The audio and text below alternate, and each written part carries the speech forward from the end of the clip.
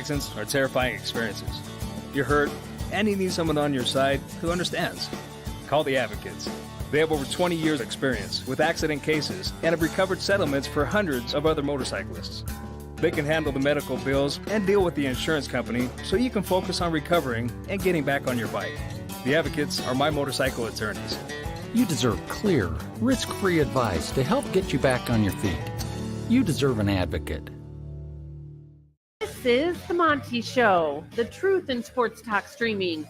When you want unbiased opinions about your favorite team without the spin, all you have to do is find the Monty Show, streaming live and available 24 hours a day, 7 days a week on YouTube.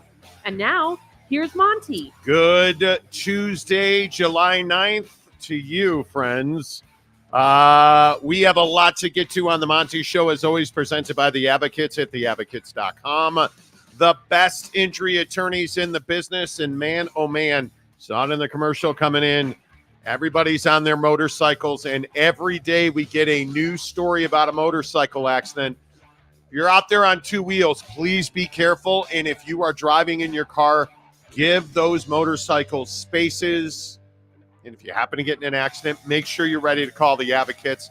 In fact, you can chat with an injury attorney live online for free at theadvocates.com, 24/7, 365. And it won't cost you a dime. Obviously, Big 12 Football Media Days kick off today in Las Vegas, where, again, I know we just keep setting record heat there and stuff. It's going to be hot in Vegas. Thought it was very interesting that we were all paying attention to who's going and who's not going. I thought BYU made a very pragmatic decision. I don't know how many people noticed it. BYU is not sending a quarterback to Big 12 Football Media Days. So that's interesting.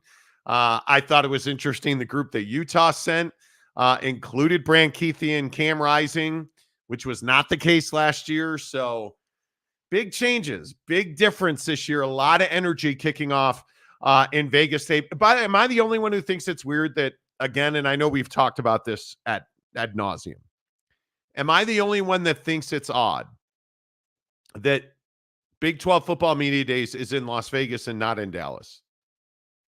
I am shocked by it. Yeah, I mean, it's definitely a departure from what we as college football fans know. It feels like, hey, the Pac-12's dead, so someone took their place. That's what that feels like for sure. Yeah, and I think is, we got to change that. It's today. It is. It's today. Fire the graphics guy. Yeah, I think it's really interesting because it feels like, and this is a 2-year thing, remember, it feels like the Big 12 is kind of ceded control of Dallas, if you will, to the SEC. That's what this feels like. And I think it's just is it a coincidence? Certainly not. Is Las Vegas a central part now of the Big 12 footprint? I don't know. It's an interesting, is it a land grab?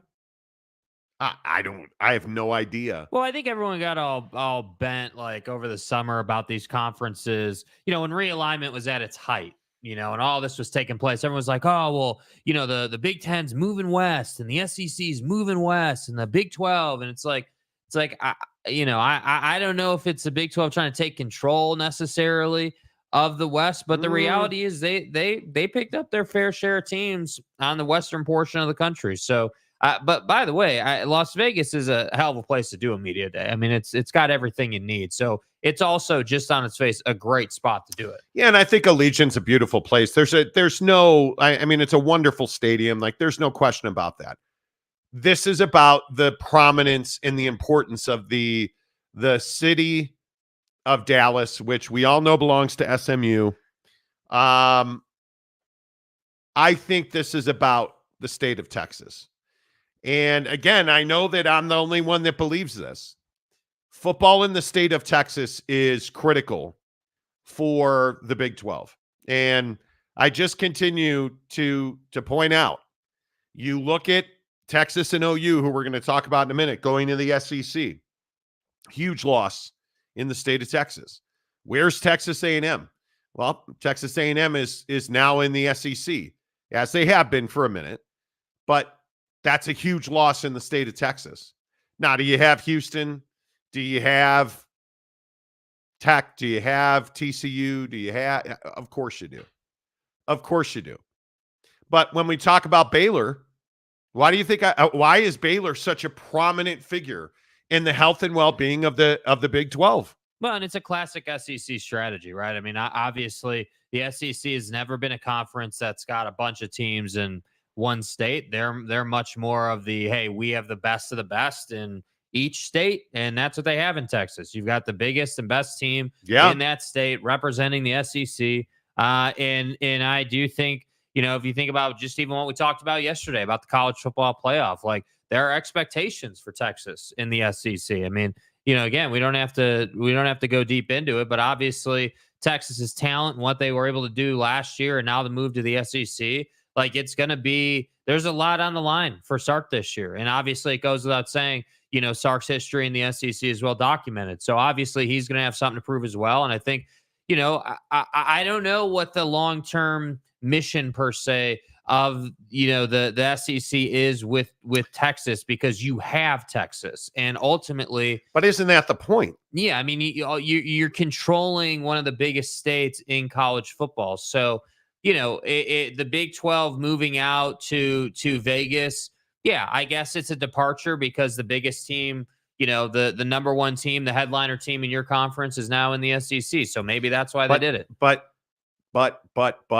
to me, it's about talent. It's about brand. It's about scope and size. I think the very fact that the Big 12 is not having their media day at AT&T Stadium in Dallas, it's a huge mistake. I think it's a miss.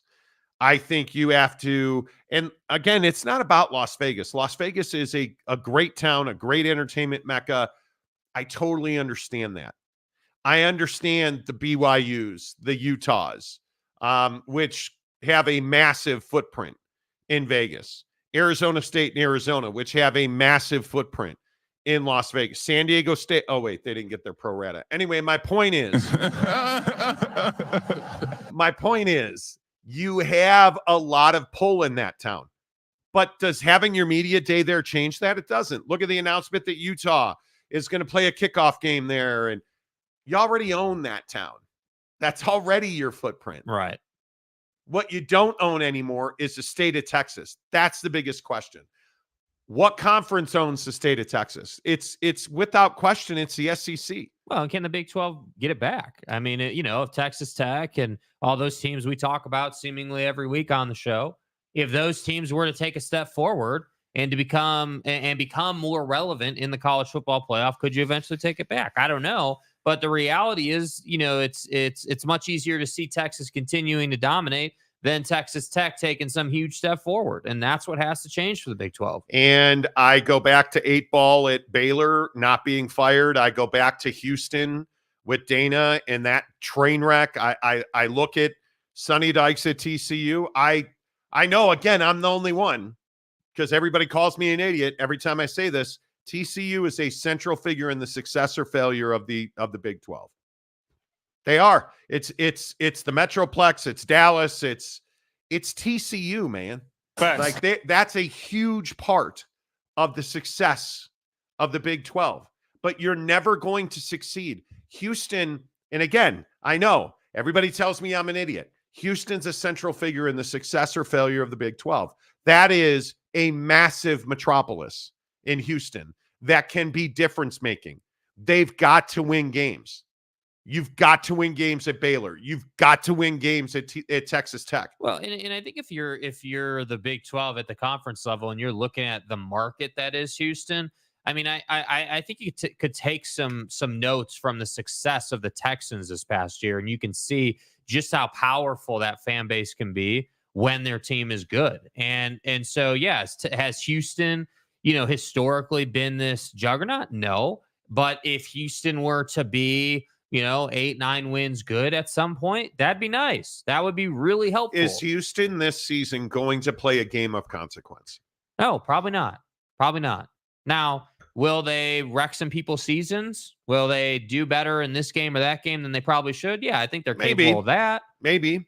I think they're capable of that, but I don't think that they're gonna be in a leveraged situation. And for them, that's unfortunate. And again, I just point to our friends in West Texas. Joey, boys, Get the job done. there are expectations, and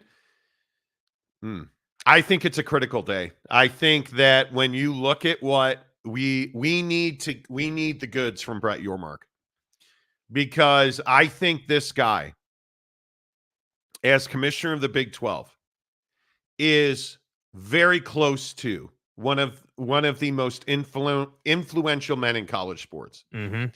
And I think that if Brett Yormark continues to be on brand and on message, and I have no reason to think he won't be,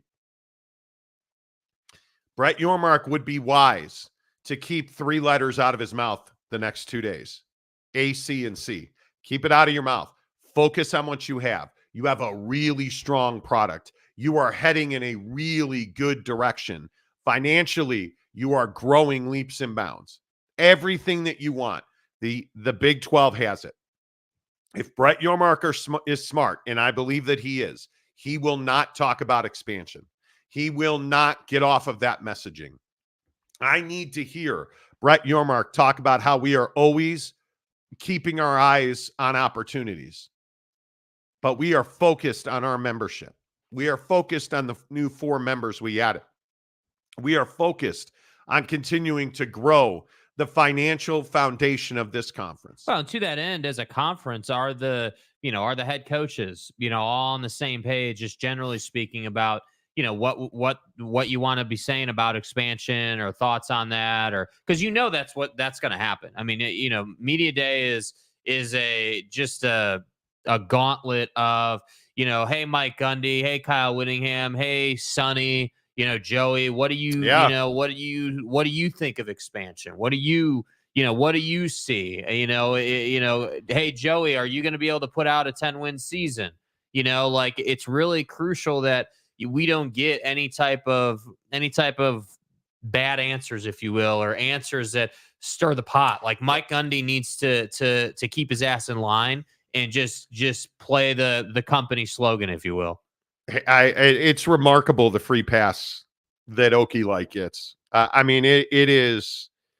At what point do we, as a fan base, hold Oklahoma State accountable for the plateau that they Oklahoma State put themselves on? And seemingly don't acknowledge, because I'm tired of the messaging that Oklahoma State is a national power. You're not. I'm tired of that. I'm tired of the ignorance that Oklahoma State puts itself forward with without recognizing the fact you weren't forced into Oklahoma's shadow. Oklahoma State willingly lived in the shadow of Oklahoma, who blocked the bright lights from Stillwater. And by the way, I'd just like to point out, that's a football exclusive thing. That's a Mike Gundy thing, because if you're paying attention to other Oklahoma State sports, like they've been getting after Oklahoma. Like you look at what they did in softball this year. You look at several other sports. They are good in other sports besides football. So that's why I'm always consistently saying this is a Mike Gundy thing. This is him not being aggressive, not playing offense with it. And it's crazy to me. Being mediocre is just not good enough anymore in this league. I think you are fighting for your life on a game in, game out basis in the Big 12. And every week that you go out this year, and Oklahoma State's got big games on their schedule this year. Every week is a proving ground. You can't have the BS tough Saturday afternoon there. Well, we went to Lavelle and it was an 8:00 game, and we couldn't get the job done. What happens if Oklahoma State doesn't win the conference and go to the college football playoff? Nothing. Because Oklahoma State fan, as we have documented on this show, is fine with that. Oklahoma State fan is not going to be is not going to be upset. Disappointed, sure, but they're disappointed every year. They're not going to be upset. There's no talk of Mike Gundy on a hot seat or a warm seat or anything but a nice, comfortable leather chair in the office. That's all it is. And I think it'll be very interesting to see how Oklahoma State performs this year. Because I think it is really important that Oklahoma State go to the college football playoff this year. Yeah, I mean, the conference should be Utah, K-State, Oklahoma State. If Kansas decides to have a good season, and then I'd like to throw Texas Tech in there. But again, question marks around Joey. But ultimately, those three should be the dominant teams: K-State, Oklahoma State, and Utah. Those should be the three teams that should compete to win the conference. And if Okie Light, drop some games that they shouldn't drop, frankly, they're not going to be there. And I do think this question of are they a national brand? I don't even think it's a question anymore. I think you still have to prove that you are a national power. Yeah, I again, and I know the comment section was all afoul about this yesterday again. I don't believe that this conference has a brand.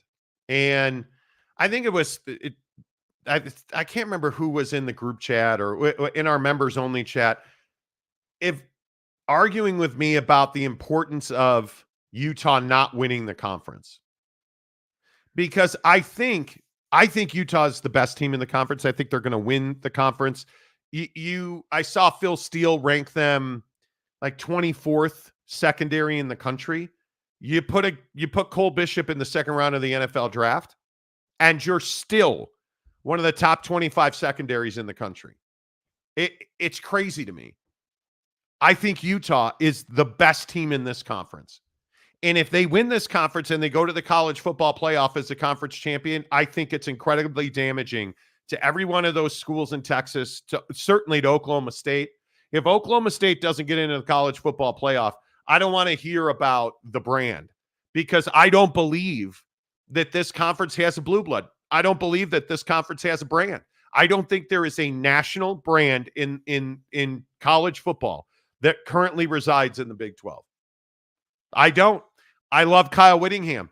The Utah, and we talk about this every year. Utah flies under the radar. Nobody has the reason that the all hat, no cattle boys in the Big 12 don't respect Utah is because Utah has flown under the radar. Mm-hmm. Never mind that they won back-to-back conference championships and went to the Rose Bowl and arguably one of the best college football conferences in the country. Never mind any of that. Never mind that they routinely, win games they're not supposed to win. But never mind any of that. Nobody in the Big 12 will take their blinders off and recognize just how good of a program Kyle Whittingham has built and has consistently put forward at Utah. Yeah, and all the haters want to say, oh, well, you can't win the Rose Bowl. You lost 2 years in a row, yada, yada, yada. And I'm just sitting here saying you shouldn't be running your mouth if you're not even in the conversation. But it's not even that they're not in the conversation. You, again, Oklahoma State, whoever you want to point to, who in this conference has played games of that magnitude in any recent time? There's one. It's TCU. Yeah, that's it. TCU, that's it. And frankly, that was a one-hit wonder. That was a massive backslide last year. We'd have no idea what to expect. And you look at the changes at K-State, and with all due respect, how are you losing that much talent and you're still picked to be second in the conference? With all due respect. It's wild to me. I mean, look, there's no question that the Big 12, and again, we need to get comfortable with the idea it's not fair to compare the Big 12 to the SEC or the Big 10. I don't think it's a fair comparison. Yes, they're both power conferences, but you got to understand there's differences there. There's differences financially. You're playing on two different stages. Like, I do think it's not exactly fair to play apples and apples with these two. But what I will say is that the SEC and the Big 10 have earned their way to being super deep conferences. They have pushed the quality up through the meat of the conference. But why, and this is something we're going to disagree on, why is the Pac-12 not in existence? It's got nothing to do with football, in my opinion. It's got everything Well, to do with they business. didn't put forward quality team. Oh, wait, they did. They didn't put teams in the playoff. Oh, wait, they did. They didn't have teams compete for the national champ. Oh, wait, they did. It has nothing to do with the on-field product. Yeah. It has nothing to do with the fact that you had Washington playing for a national championship. It has nothing to do with the fact that Oregon's been one of the dominant teams in college football, that Utah's been one of the dominant teams in college football, that Oregon State has been one of the upstarts in college. You look at the football product, it doesn't matter what happened on the field. The Pac-12 no longer exists because of their arrogance and their inability to take a step forward. Why is the Big Ten where they are? Because they're the best football conference in the... Oh, wait, they're not. They're the best basketball... Not close. They're not. It has nothing to do with the on-field product. So when we talk about the SEC and the Big Ten, they're not where they are because they're the best football product or the best basketball product. They are where they are because they have the biggest brands. They are where they are because they have the biggest fan bases. And what did that translate to? $100 million per university in the Big Ten. That's why they are where they are. Why is the SEC where they are? Because they have routinely rated the Big 12, whether that is, look at all the Big 12 alumni that are not in the Big 12, look at Nebraska, who I think if they had their druthers and the money was the same, would rather be in the Big 12, right? But you look at Colorado, left the Big 12, went to the Pac-12, came back to the Big 12 now, right? You look at Texas A&M, Missouri, you look at Texas, Oklahoma. You look at all the universities that once were in this league that are not. They are fundamentally part of why the SEC and the Big Ten are as deep and as powerful as they are. Yeah. It's nothing to do with the on-field product. And again, I know this is an argument because the all hat, no cattle folks don't want to look at the fact that the Pac-12 was a football powerhouse on the field. Yeah, and I don't know why that was such a foreign thing to say. I still to this day feel like people like get weird when you're like, yeah, hey, the Pac-12 was one of the best college football conferences in the country. I mean, I would have no problem saying that, a top tier Pac-12 team on any given year, Washington, Oregon, Utah, any three of those teams on any given year could put up a hell of a fight, if not beat any of the top teams in the country. And I think, again, that's why that was why it was such a shame the way the Ohio State-Utah game went in that Rose Bowl, because if Utah wins that, who the hell knows what happens. That was a firefight. Yeah, I mean, that was a hell of a game. Well, we had a pig farmer, bro. Yeah, and so then, then it's like, all right, that happens, the injury happens, doesn't work out for Utah. Okay, cool, whatever, Ohio State. But then, like, you look at the Big Ten and this whole Michigan situation this past year, like the Big Ten, it has never been a deep conference. You've never been as deep as the SEC. You've just been really good financially. So I don't know. I don't know what the Big 12 is supposed to do here outside of control what you can control, because ultimately the reality is, any way you slice it, the Big Ten and the SEC are making more money. They're deeper than you are. And, you have to become more competitive. You're doing that in basketball, but you got to have a way to force teams like Baylor and Tech and, these different programs that should be doing more to do more. It has to happen. I think it's critical that the SEC win the national championship this year for their brand. I think if Ohio State, I don't know that I feel like I say it every day, that's the most talented roster we may have ever seen in the history of that football program at Ohio State. You got to get it out of them, right? I mean, they got to perform. But I think when you look at man for man, if Ohio State doesn't win the national championship this year, I don't know, how are you not disappointed? With that coaching staff, with that depth chart, how are you not disappointed?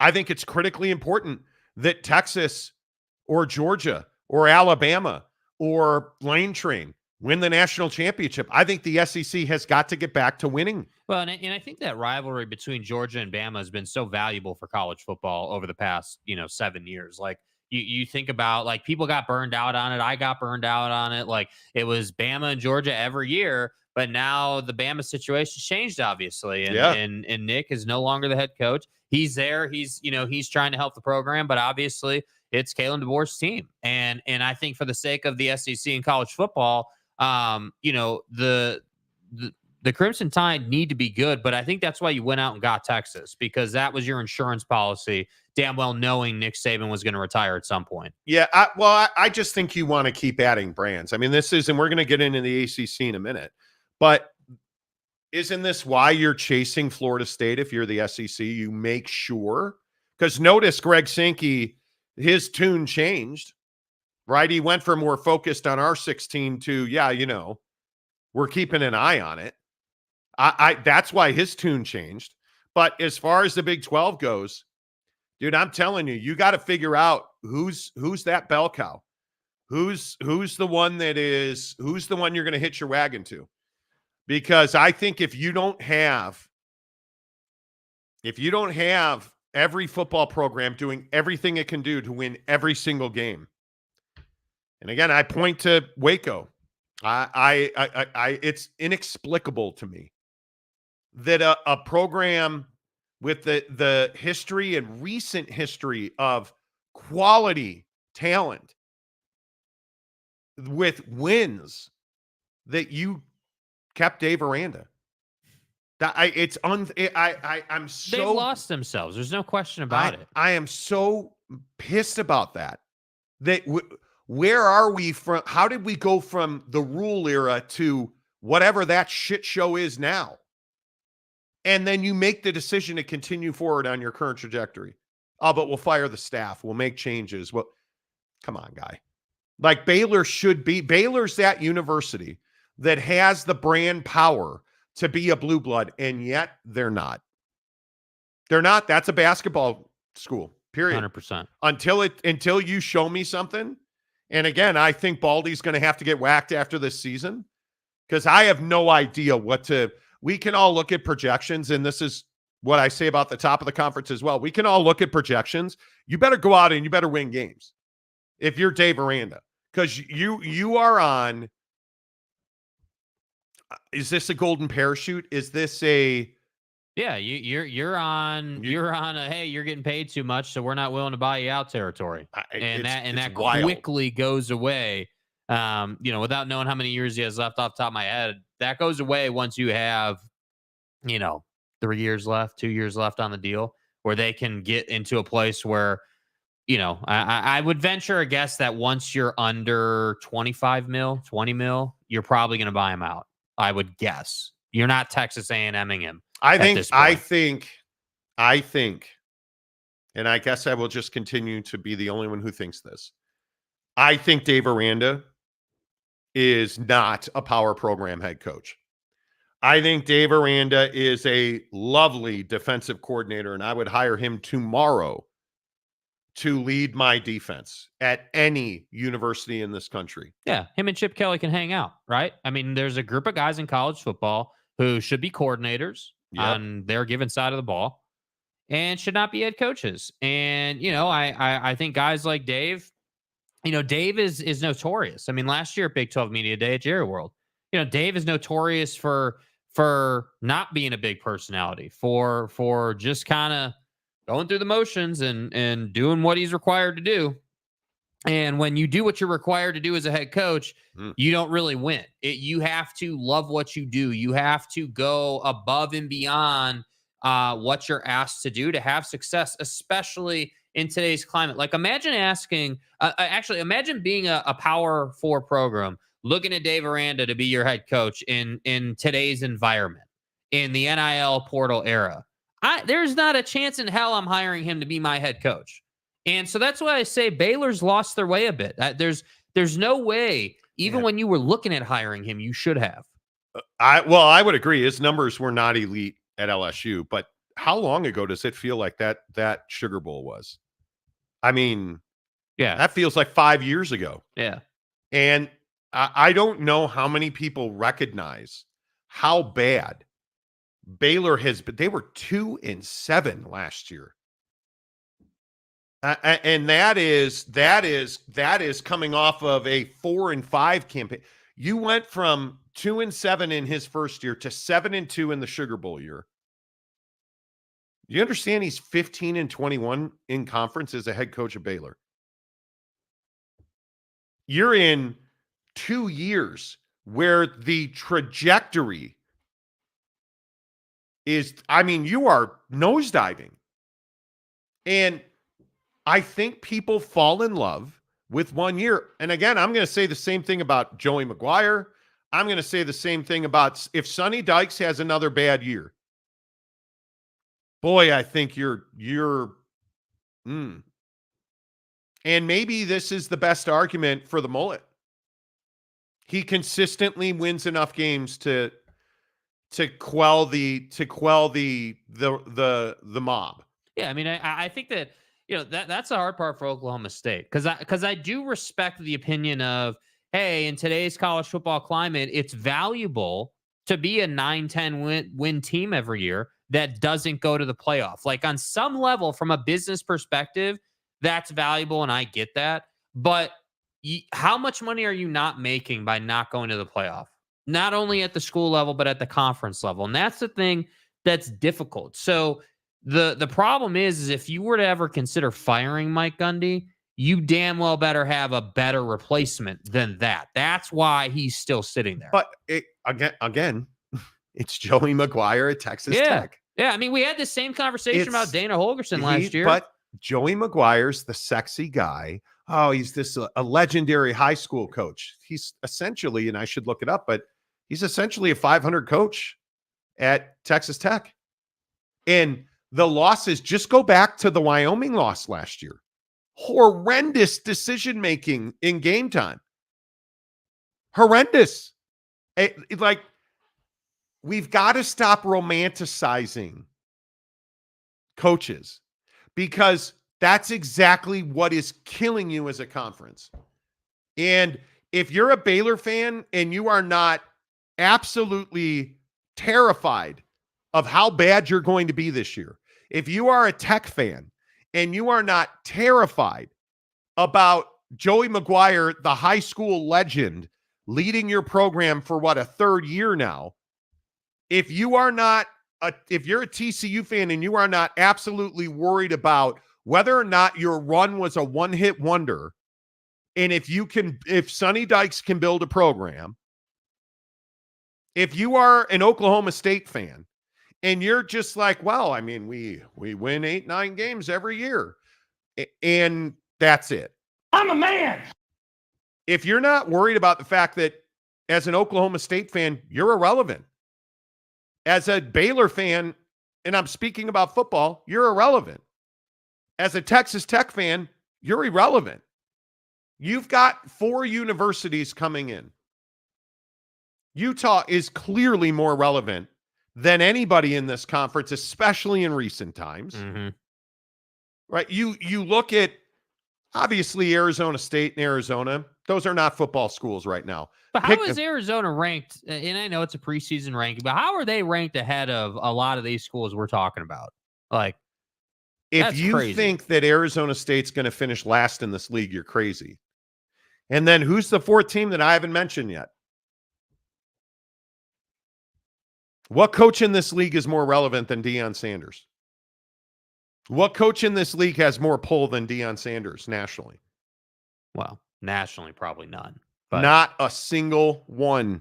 I'd like to think that Kyle Whittingham could swing some power. But my point is, it is, again, the only way you're going to change all these narratives is by winning games and going to the college football playoff and winning playoff games. You have to go and win. It's, again, the knock on Utah. Congratulations, you went to the Rose Bowl 2 years in a row and lost. Neat little trick you turned there. Right? It's great that you got there, but when you lose, it sucks. So we can go round and round about this. At the end of the day, I think this is a critical season for the Big 12. I think it is. I think this is arguably the most important year of Mike Gundy's tenure at Oklahoma State. I think Kyle Whittingham I think if he wins the conference this year, my God, look out. I think that is critically important. Critically important. And without Texas and OU, and again, I know that I am the only one who thinks this. I think Texas is a massive loss for this conference. Oh, you can't get away from that. I mean, I even Oklahoma, once Lincoln left Oklahoma, that situation changed a little bit. I think people started doubting that program. And, I think last year they showed they were better than people thought they were. But yeah, I mean, you're not, anytime you lose a national powerhouse type program, I guess a blue blood, like you're not better off for that. I don't care who you are. Yeah. And we deal with it pretty much every week on this show about is Texas back, or you can hate Texas all you want and you can blame Texas all you want. You're a weaker league without him. Yeah. There's no way to even argue that Steve Sarkisian has built a powerhouse. He has built a talent powerhouse on the field and in the coaching offices there. He has an elite coaching staff. He has deep talent. Do you understand that Arch Manning could be the starting quarterback at just about any other university in this country? Any university in the Big 12, but not Texas. And let that sink in. It's crazy that people in this league do not seem to care. And this is my knock on Mike Gundy.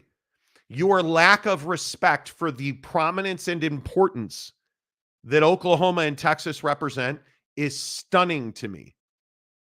And you've not, little breaking news, you've not replaced Texas and Oklahoma. Yeah, anybody who says that, because we always hear things like, hey, the Big 12 is better without Texas. What do you mean, dude? What do you mean your conference is better without a national powerhouse like that? No, the one that I love the most that I always hear is, well, we're a better league without Texas. They're divisive. The politics. Get the fuck out of here. What do you mean, dude? If you are one of the people who think that this league is, and put whatever adjective you want, better, stronger, more well off without Texas, you're out of your mind. This is the ACC conversation. Oh, we're a better league without Florida State. Fuck out of here, because you are not. Yeah. You are not. You don't let powerhouse football programs, coincidentally, a really good basketball program at Texas as well, really good stick and ball sports at Texas as well. You don't let that walk out the door and then be like, fuck them. We're stronger with that. No, you're not. We're better without. No, you're not. We're more stable with that. No, you're not. You're not. Because you can just check the box. This version of Texas football is going to the playoff pretty much every year. Not from the Big 12, but from the SEC. Yeah. That's one of the 4 best teams. Now, year in and year out, you've got to earn it in that league. I think we all agree with that. But the idea, and I think this is something that we're going to hear about all day today and tomorrow. And we're going to talk about this leading up to fall camp. This question of, is this league, well, are we strong? We're stronger without Texas. No, you're not. No, you're not. What you should be saying is you're not stronger and you need your schools in the conference to play better football. Like, that's what you should be saying. This we're better without Texas crap is the same crap that Oklahoma State's saying that they're a national power when they're not. It's the same thing, dude. And at some point, like Baylor fan or Tech fan or whoever you want to point to, you have to accept the fact it's time to start winning games. It's time to actually start pulling your weight in the conference, because the truth is Texas has been pulling this conference along for, however long. And what? They hadn't won a conference championship in how long? Like, come on. And this is your argument with Stanford. Well, bro, what have you won lately? Texas is that brand. And my feeling is Michigan, Ohio State, Bama, Georgia now. Like, look at Bama versus Ole Miss. Mm-hmm. If Ole Miss misses a bowl game, and they're irrelevant. If Bama doesn't go to a bowl game, it's an incredibly huge story. Oh. If Georgia, if Oregon, if Ohio State, when Michigan, if those teams flounder, it's a huge story. You're talking about a guy in Ryan Day, Lloyd Carr incarnate. Lloyd's not dead yet, I don't think. But Lloyd Carr incarnate at Ohio State, who is recruiting his ass off, and it's not good enough.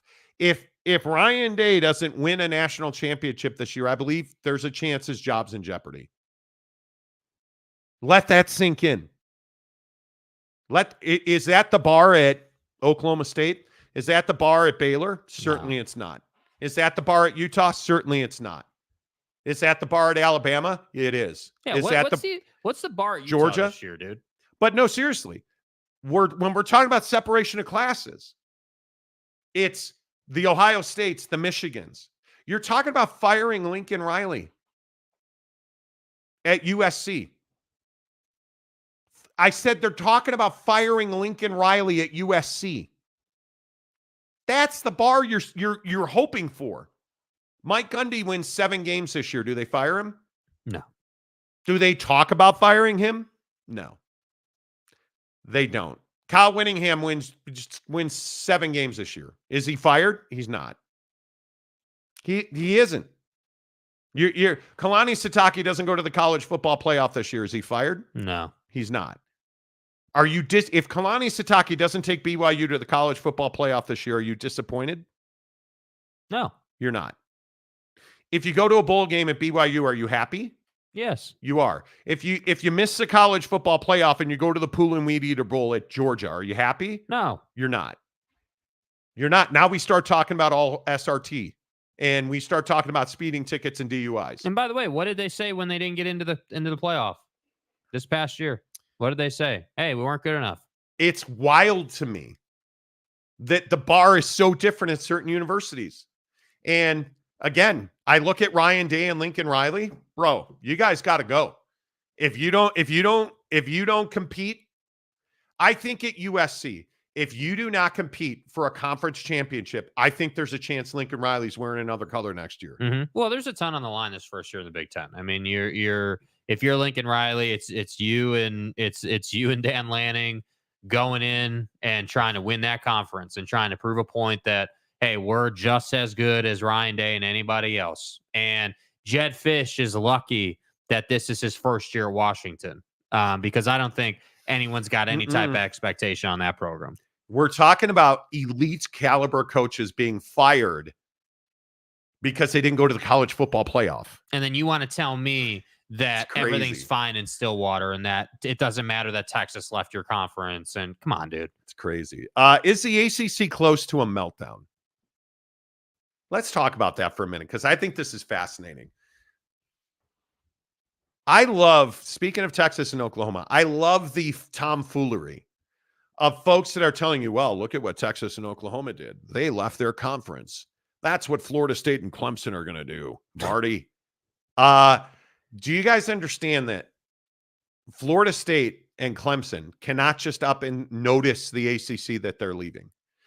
We've got to stop comparing like the ACC yesterday. And I'm not calling anybody out. I'm not going to mention names by names. I love the massive college football blog yesterday that compared the ACC situation to the Pac-12 situation. Jackass. And then promptly pulled the blog down because I'm going to guess, got feedback that the ACC has a grant of rights through 2036. The news yesterday out of the ACC was that Florida State was granted permission by a judge to view an unredacted version of the TV broadcast agreement between ESPN and the ACC. And immediately it was the ACC is melting down. I love, again, Mega College Football blog saying that this week Clemson and Florida State are going to announce they're leaving the ACC. That's a neat little trick. Tell me exactly how that works. Because they don't have a coalition. And if they do, it's one of the best kept secrets in all of college football. They don't have a coalition of 10 ACC teams willing to break the grant of rights. They don't have the ability to just simply walk away. Now, These are also the same people who told you that Florida State was going to play as an independent this season. That was never happening. The ACC, I think, will eventually see seismic changes. That will not be in the next week, and that will not be at ACC Media Day. That timeline simply doesn't work. You have a court process that's playing out. You have a grant of rights that is intact for the next, 12 years. There's no mechanism for Florida State and Clemson to say, yeah, okay, you guys, next year we're out. There's no mechanism for that. Unless they come up with big money, unless they settle their case out of court, unless they find 8 other teams to go with them. There's no mechanism for that. So all of these in the know college football blogs writing that the ACC is going to melt down in the next week without any explanation. And this is always the best part. With no, hey, here's how it's going to happen. It's remarkable to me. But why are they saying this? They're citing the fact that Texas and Oklahoma made their announcement to move to the SEC at Big 12 football media days. Well, why did they do that? Because the grant of rights was coming to an end for them. They had their early exit set up. There was a mechanism, contractually a mechanism allowing them to do that. Why did the Pac-12 melt down? Because their grant of rights was coming to an end. The ACC's grant of rights, say it with me, does not end for another 12 years. There's no mechanism for notice to be given that they are leaving. The only way this happens, that they melt down, is if the court case takes a turn, if they settle, if they find a coalition of teams in the ACC to leave with them. Those are the 3 mechanisms that could trigger an ACC meltdown, and none of them have a timeline that says that's going to happen in the next week. It's simply, I don't believe, is possible. Based on the people that I've spoken to, the documents that I've seen, there's just no way that the ACC melts down in the next week. You know, the worst part of this is, though, I think there are a lot of people who would love for that to happen. And I think when we sit here and we look at Florida State and Clemson specifically, I don't think there's any doubt that Greg Sankey is waiting for a move to be made. I don't think there's any doubt that Brett Yormark is waiting for a move to be made. I actually think Tony Petitti and the Big Ten are in third position to acquire teams in an ACC meltdown scenario. Because one, they've been very vocal about the fact that they don't want to go to 20 plus. Very vocal about that. And they know, in my opinion, they know that Florida State and Clemson, their first choice is not going to the Big Ten. It is the SEC. I think they know in the Big Ten that if they wanted, if that league melted down, I think they could very quickly add Notre Dame, Duke, and North Carolina. I think they could very quickly do that. So I think Brett Yormark is actually in a very good position.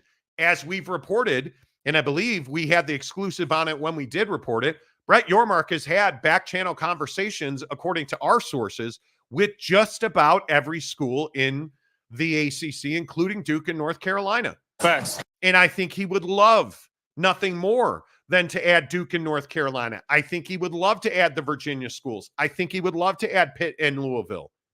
I think Brett Yormark knows specifically what his options are and who is available to him if and when the ACC melts down. And I think that league is going to see dramatic change.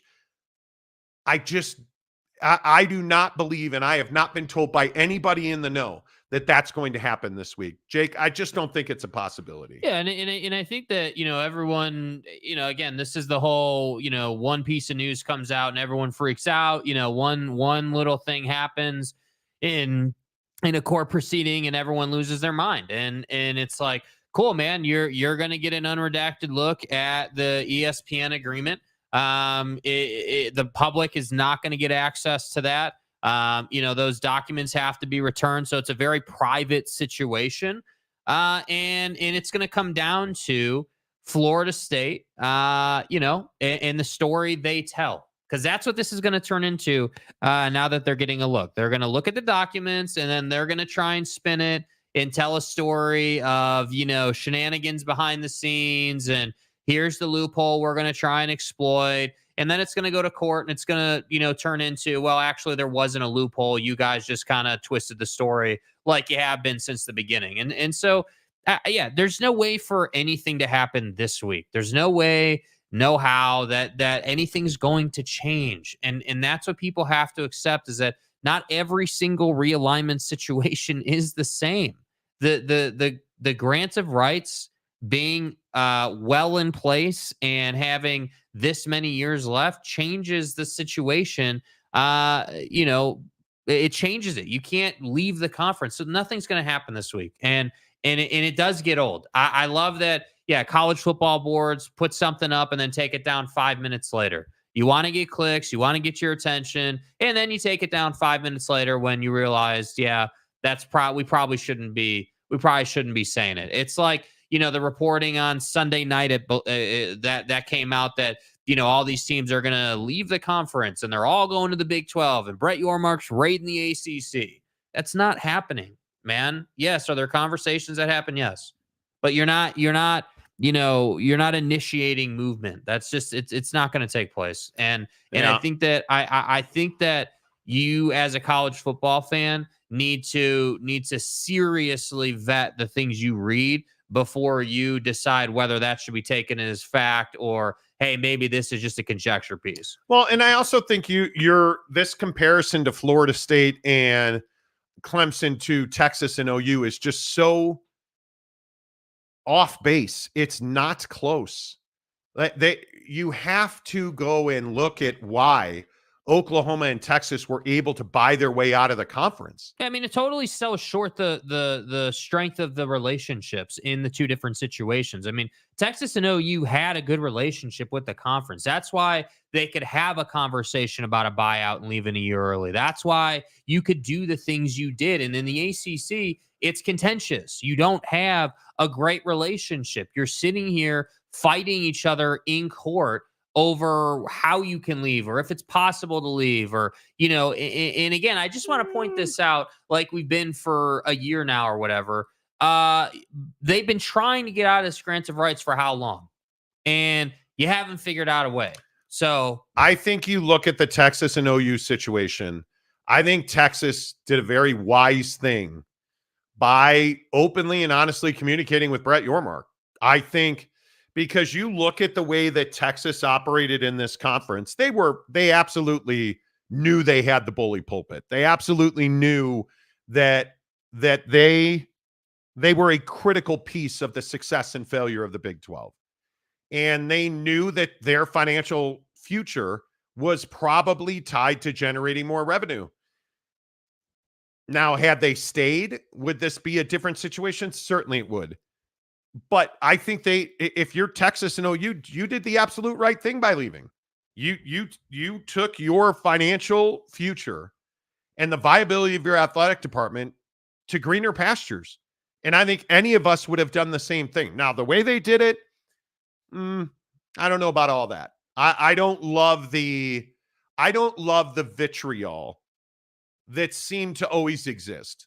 But I think Texas did the exact right thing by being bluntly honest the moment that Brett Yormark came to town. And I that was the only way to operate. And I think Brett Yormark did the exact right thing. He was never going to fight that. He was never, because there's no fighting it or fixing it.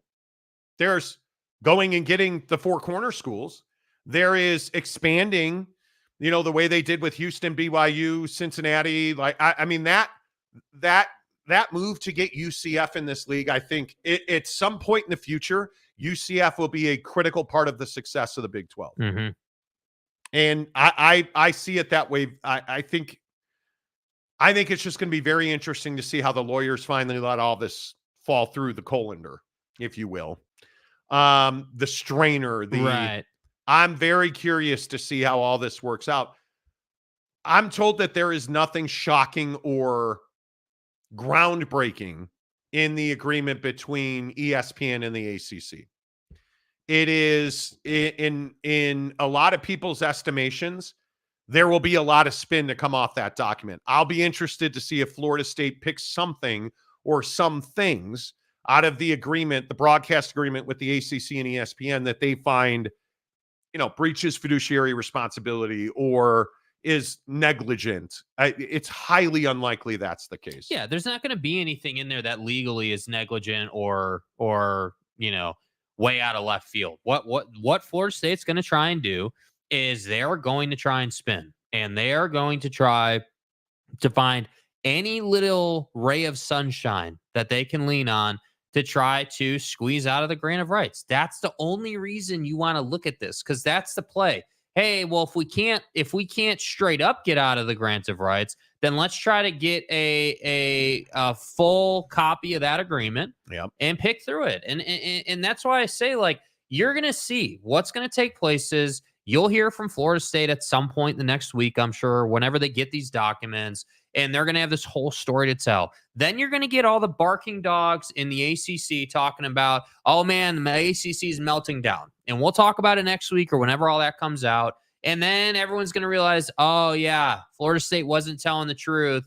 And my suspicion is that Florida State is going to really push it in court. And then at some point it will get put to an end. I would guess so. I just think that these realignment, and I'll keep going to Texas and Brett Yormark. Brett Yormark walked into a jackpot with Texas and OU. I mean, there's just that was not a good situation. Not certainly ideal when you're the commissioner and you walk into that kind of firefight.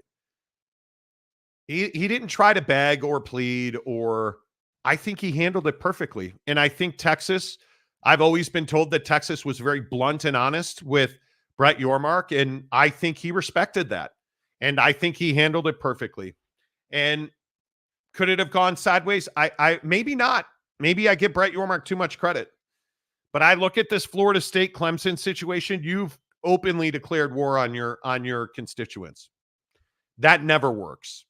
That never, ever works. And I think the Big 12 is very fortunate that Texas and OU did not go this route. Yeah. Because I don't know that the conference was strong enough to survive that. I don't. And I think Brett getting that TV deal done, after the, it depends on who you believe, who was nudging who. But I think that was really important. Really, really important. So that's where I see it. That's why, as the graphic says, I don't believe that the FSU situation is like Texas and OU. And I don't think that there is anything new outside of a judge granting Florida State a view of an unredacted contract. I think that was the next logical step, in my opinion. Hour number 2 of the Monty Show, as always, presented by our good friends at Canyons Golf, Park City's destination golf resort. You guys, I'm telling you, it is going to be hot this week. It is wild to me that we are looking at forecasted highs of 107 to some people saying 110 in Utah this week. That's wild. I haven't looked at it, and the weather here frequently swings wildly. But looking at the Weather Channel app for daily highs, you're looking at 107 on Friday, 108 on Saturday, before we cool off to 101 on Sunday. Yeah. It's going to be hot. Escape to Park City. Escape to the mountains. Escape to the cool breezes. Escape with your golf game to some of the most glorious, beautiful tee boxes in the entire country at Park City Mountain Resort Canyons Golf. It is just epic. And the greens are undulating greens, which means they have different levels, and they're tough greens to read, man. That is a tough place to putt, but it is challenging. It is gorgeous, and it is fun golf to play. Lush fairways, beautiful bunkers that Mrs. Monty seems to find every single one on every single hole.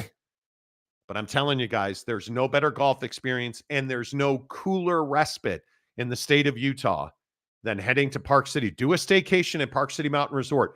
Beautiful hotels, beautiful accommodations, the best world-class restaurants you could want, all surrounded by 18 holes of beautiful mountain golf. Park City Mountain Resort.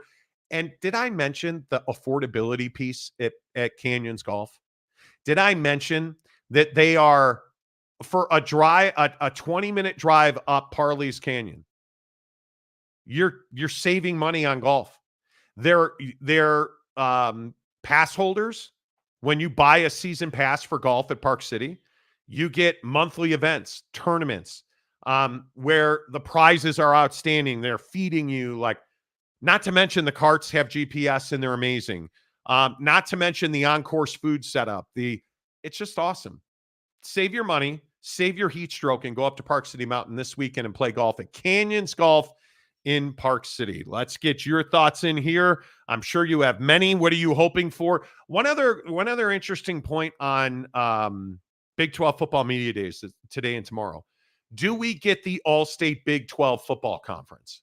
Do we get I'm very curious. When do we get the naming rights partnership? Well, I would guess that would be, if we're going to get it during media days, I would guess that would be one of the first things that Brett would roll out in his opening speech, because typically that's how he likes to do business. That sort of opening to the media day on day one is Brett Yormark, giving that speech and pimping himself out on stage in a beautiful suit. Yeah, dude's like perfectly dressed, and way in shape and looks amazing, and usually sends a very strong message about where the conference is going. And by the way, I do hope, when that deal comes through, they don't mess the name up. Like, just keep it simple. Let it roll. Yeah, I agree. Let's see. How far up should we go? You guys, great job in the comment section today. Thank you, as always. Dakota Tubbs. Man, this is an angry Big 12 show today. I'm not going to go above that. I won't. Jacob DeLambo. Hello. The only thing I'm looking forward to with BYU football is what color of blue their uniforms will be this year. BYU's always got the pimp factory for uniforms. Yeah. Nike does a great job hooking BYU up. Did you guys see the Phil Knight story? Real quick, let me throw this NIL sideball in here. So Nike announced massive layoffs yesterday. And I mean big layoffs. And Phil Knight, apparently, and this was at brobible.com, you can go read the story. Phil Knight apparently has a never-ending NIL fund for Oregon. That's his university, his alumnus there, and he's got a massive stay hard over the fact that they haven't won a football championship in his lifetime, and he supposedly has a no-limit NIL account for them while he's laying people off at Nike. I say he. While Nike is making the decision to lay people off. I think it's I'm a Nike guy. I think you guys know that. Whether it's golf, Jordans, whatever. What am I wearing today? I'm wearing Jordan 1 lows, like socks, jock straps, Right. The whole thing. I am a Nike guy through and through. And it is shocking to me how much difficulty they seem to be going through with layoffs and how much money. And I'm purposely not going to put numbers out because I don't know that they're valid, but how much money Phil Knight spends in NIL at Oregon. That's crazy to me. Mm-hmm. And it's a ton of money being alleged that he spends there. And in the article, they do point out that over the years, probably the last, 5 years or so, I would say, that there have been, smaller brands, new brands that have kind of got some traction in different segments where Nike competes. And Nike's been very focused on where they want to put their money and their initiatives. And, obviously they spend huge money in basketball and football, obviously. But you're not really seeing like things like the Tiger relationship, things like, there's a lot of, things like Nike snowboarding have gone away. Nike golf has gone away, kind of like you get clothing, but you don't really get, obviously you're not getting clubs and balls and, all this stuff. Yeah. Bulls. But look at Tiger's not there anymore. Kyrie, well, America's favorite anti-Semite. Yeah. I mean, they've lost some big names. But they've added, what's interesting is they've added a lot of dudes in golf. So like golf has been more of a priority for them, but you're not seeing, these huge mega shoe deals like you once did. Yeah, I think it's a really interesting look at it. Let's see. Who else?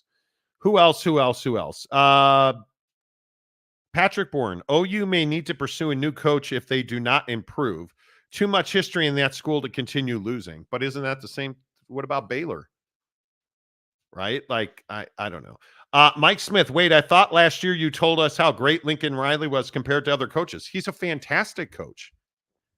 I think USC is a very difficult job because I think Clay Helton was a terrible coach. And it's wild to even say it out loud. I mean, he's come in and had to rebuild their talent base, and everything is magnified. You could hide a little bit of his defense at OU. You can't hide it at USC. The magnifying glass is too much at SC. I don't think there's any question Lincoln Riley's one of the elite coaches in college football. Mm-hmm. I don't doubt him at all, in any way, shape, or form. OG Gary, but does Neil Brown needs fire? I think he does. I think Mike Smith, it's funny how OU went down when Texas started winning again. Texas finally got good again.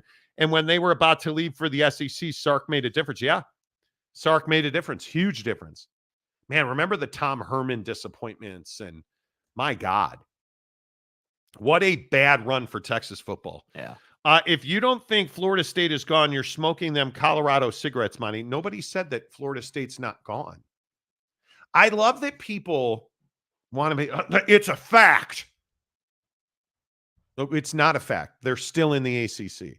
And by the way, they're obligated for like 10 more years at least. Until they find a legal loophole or 9 other people, and really, let's be honest, 8 other people to go with them. We can all sit here and make bold statements like, they're gone, Monty. Okay. Well, let me know when they're gone. We'll talk about it when they're gone. They're not gone because they haven't yet found a trigger to get them out of the grant of rights. And why are we so excited for the ACC to melt down? Why is that? Why are we celebrating that?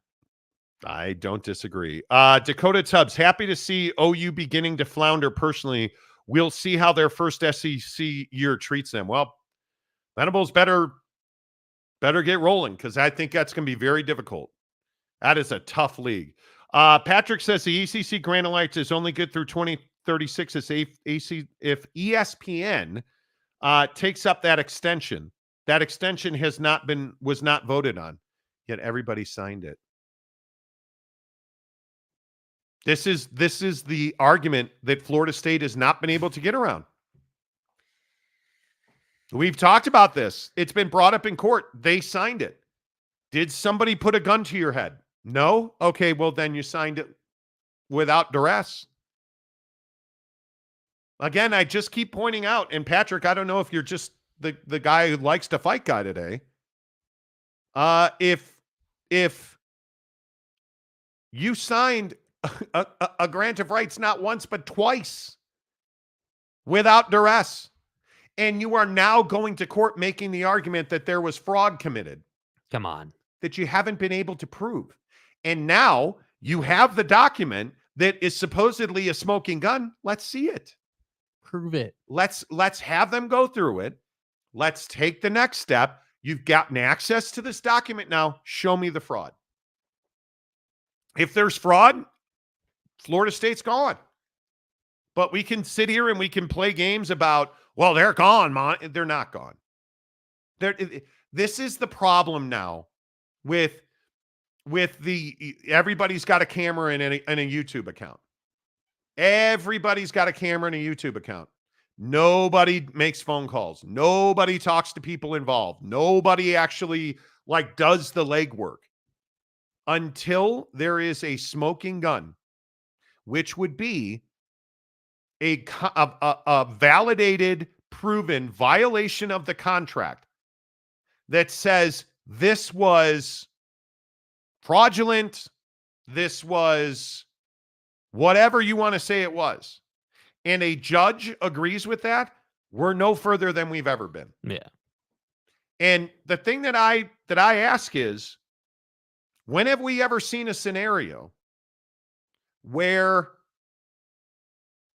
ESPN's been found to have been fraudulent in a negotiation of a broadcast agreement? When have we ever, do you really think that Florida State hasn't looked at that end? I don't understand why we're so certain that ESPN committed some kind of egregious act. I don't see it that way. And why you're somehow hunting for this to happen. Yeah, I don't get it. I'm still asking why you want it to happen. Patrick also says, Monty, wait for it. By the end of 2024, Florida State will be declaring out way before 2036. Yeah, Maybe. that's what they said last year, dude. Maybe. Like, but why so cocksure? It's a process. Let the process play out.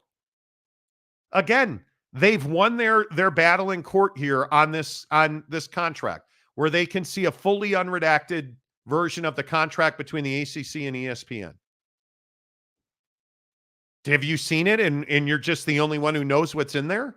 Because I'm not willing to say all that. I'm not going with all these other, podcasters in the know who are never in the know. Where's the $600 million that the Pac-2 was getting? Yeah. Where are all the folks now who said the Pac-12 was never going away? Where are all the people? Where are all where are they? The problem is they don't understand process. You have to let Florida State and Clemson go through this document. Let's see what they find. By the way, I would just point out, grant of rights agreements between ESPN and whatever conference are all boilerplate. Like it's a standard agreement that will have some variance in it depending on the conference, because obviously every conference has different teams, and so that affects the money and yada yada yada. And again, remember that the grant of rights is between the conference and the universities.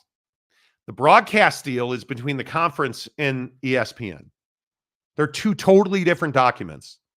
So you're trying to get what you perceive as a lifeline, that there's fraud in the broadcast agreement, to get you out of the grant of rights. They're two totally different documents. And I don't know why people can't understand that. It amazes me. Judge orders the ACC to turn over confidential ESPN contracts. Just left the info for you. Monty's in it. Do you think we've been talking about that for like, what are you doing, guy? What are you talking about? Man, did they really? I hadn't heard that. Dude, wow. Like, what? Big Pimp Yormark is waiting to snatch some of that talent to add to his stable of women's. Okay. This is just speculation at this point. Josh Pate said to expect big news this month, but his sources, he admits, is purely from legal people. Oh. Why are we so thirsty to be first instead of right? That's what's crazy to me. Nobody that's first is almost ever right. 7 weeks? Like what? Like, where do you even come up with that number, dude? Like, We'll see. OG Gary, they may have a coalition of 10 teams, assuming a bulk of the ACC knows they have a home they can go to once implosion takes place. Then why haven't they?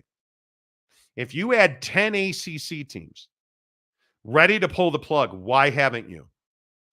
Because I don't think you have that. And again, I think until, and I know this is another thing that pisses people off when I say it, the ACC lives and dies on Tobacco Road. So as soon as Duke and North Carolina make a decision, nobody's going anywhere without Duke and Carolina. Yeah. Because as long as they're in that league is viable. So Texas and OU situation isn't even the same as the ACC. Not even close. Not even close. Yeah. Yet what do we get from, oh my God, my sources? You're comparing. It's wild. It is legal people, not ADs or coaches. Yeah. I mean, hey, man, I know that. Listen, I know that we've been wrong time and time again, Over right? and over. Just over and over. We've been way off. We've been just totally wrong about everything. So hey, go and listen. Go and listen to the shows telling you $600 million to the Pac-2 and 7 weeks for the FSU situation. And oh my God, there's all kinds of fraud in an ESPN document that's boilerplate and has been done a million frickin' times in the history of sports. Like, what are we doing? And again, I'm still waiting, Baylor fan. Still waiting, Okie Light fan. Why are we all rooting for the ACC to melt down, man? Like, you understand if the ACC melts down, we're one step closer to having 2 conferences, and that's it. I again will ask the question: what is the real win for Florida State and Clemson, or North Carolina and Duke? If the ACC goes away, what's the win? Is it simply more money? Because I got news for Florida State and Clemson especially. You're not going to the SEC and winning. Clemson will not be a powerhouse again until Dabo's not the coach. He could not get a call back from Alabama. Dabo Swinney could not get a call back from Alabama. They're not going to win at Clemson until he's not the head coach. Yeah. What they're doing at Florida State but I think as Oklahoma's going to find out, because I don't put Florida State with Texas, Georgia, Bama. I put Florida State in the OU class. I put Florida State a cut below the best. As they're about to find out. And hey, listen, again, DJ Uiagalelei, like, hey, you're doing things. But it's hard to win when you are not one of one in the ACC in football. Because who really challenged Florida State in the ACC last year? Nobody. When Dabo had massive forehead as his quarterback, who really challenged Clemson? Nobody. That is a 1, maybe 2 team in football. Phenomenal basketball league. Second best league in the country. That's not a football league. How many teams does the ACC get in the college football playoff this year? More or less than the Big 12? I don't know. I guess we'll find out. Yeah. Oak State James pays us $5. Is this a video comment? No, this feels like a comment on ACC. Okay.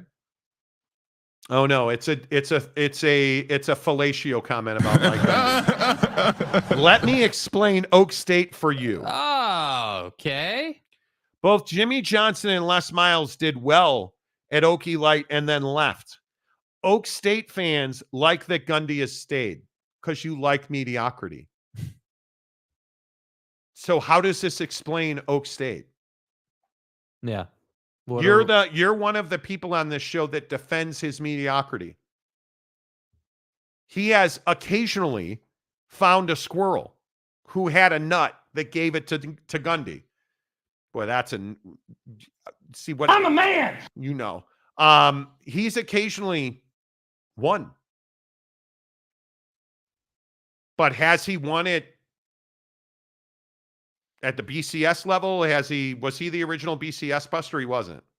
And I love this in the comment section the other day about how Kyle Whittingham is not even on Mike Gundy's level.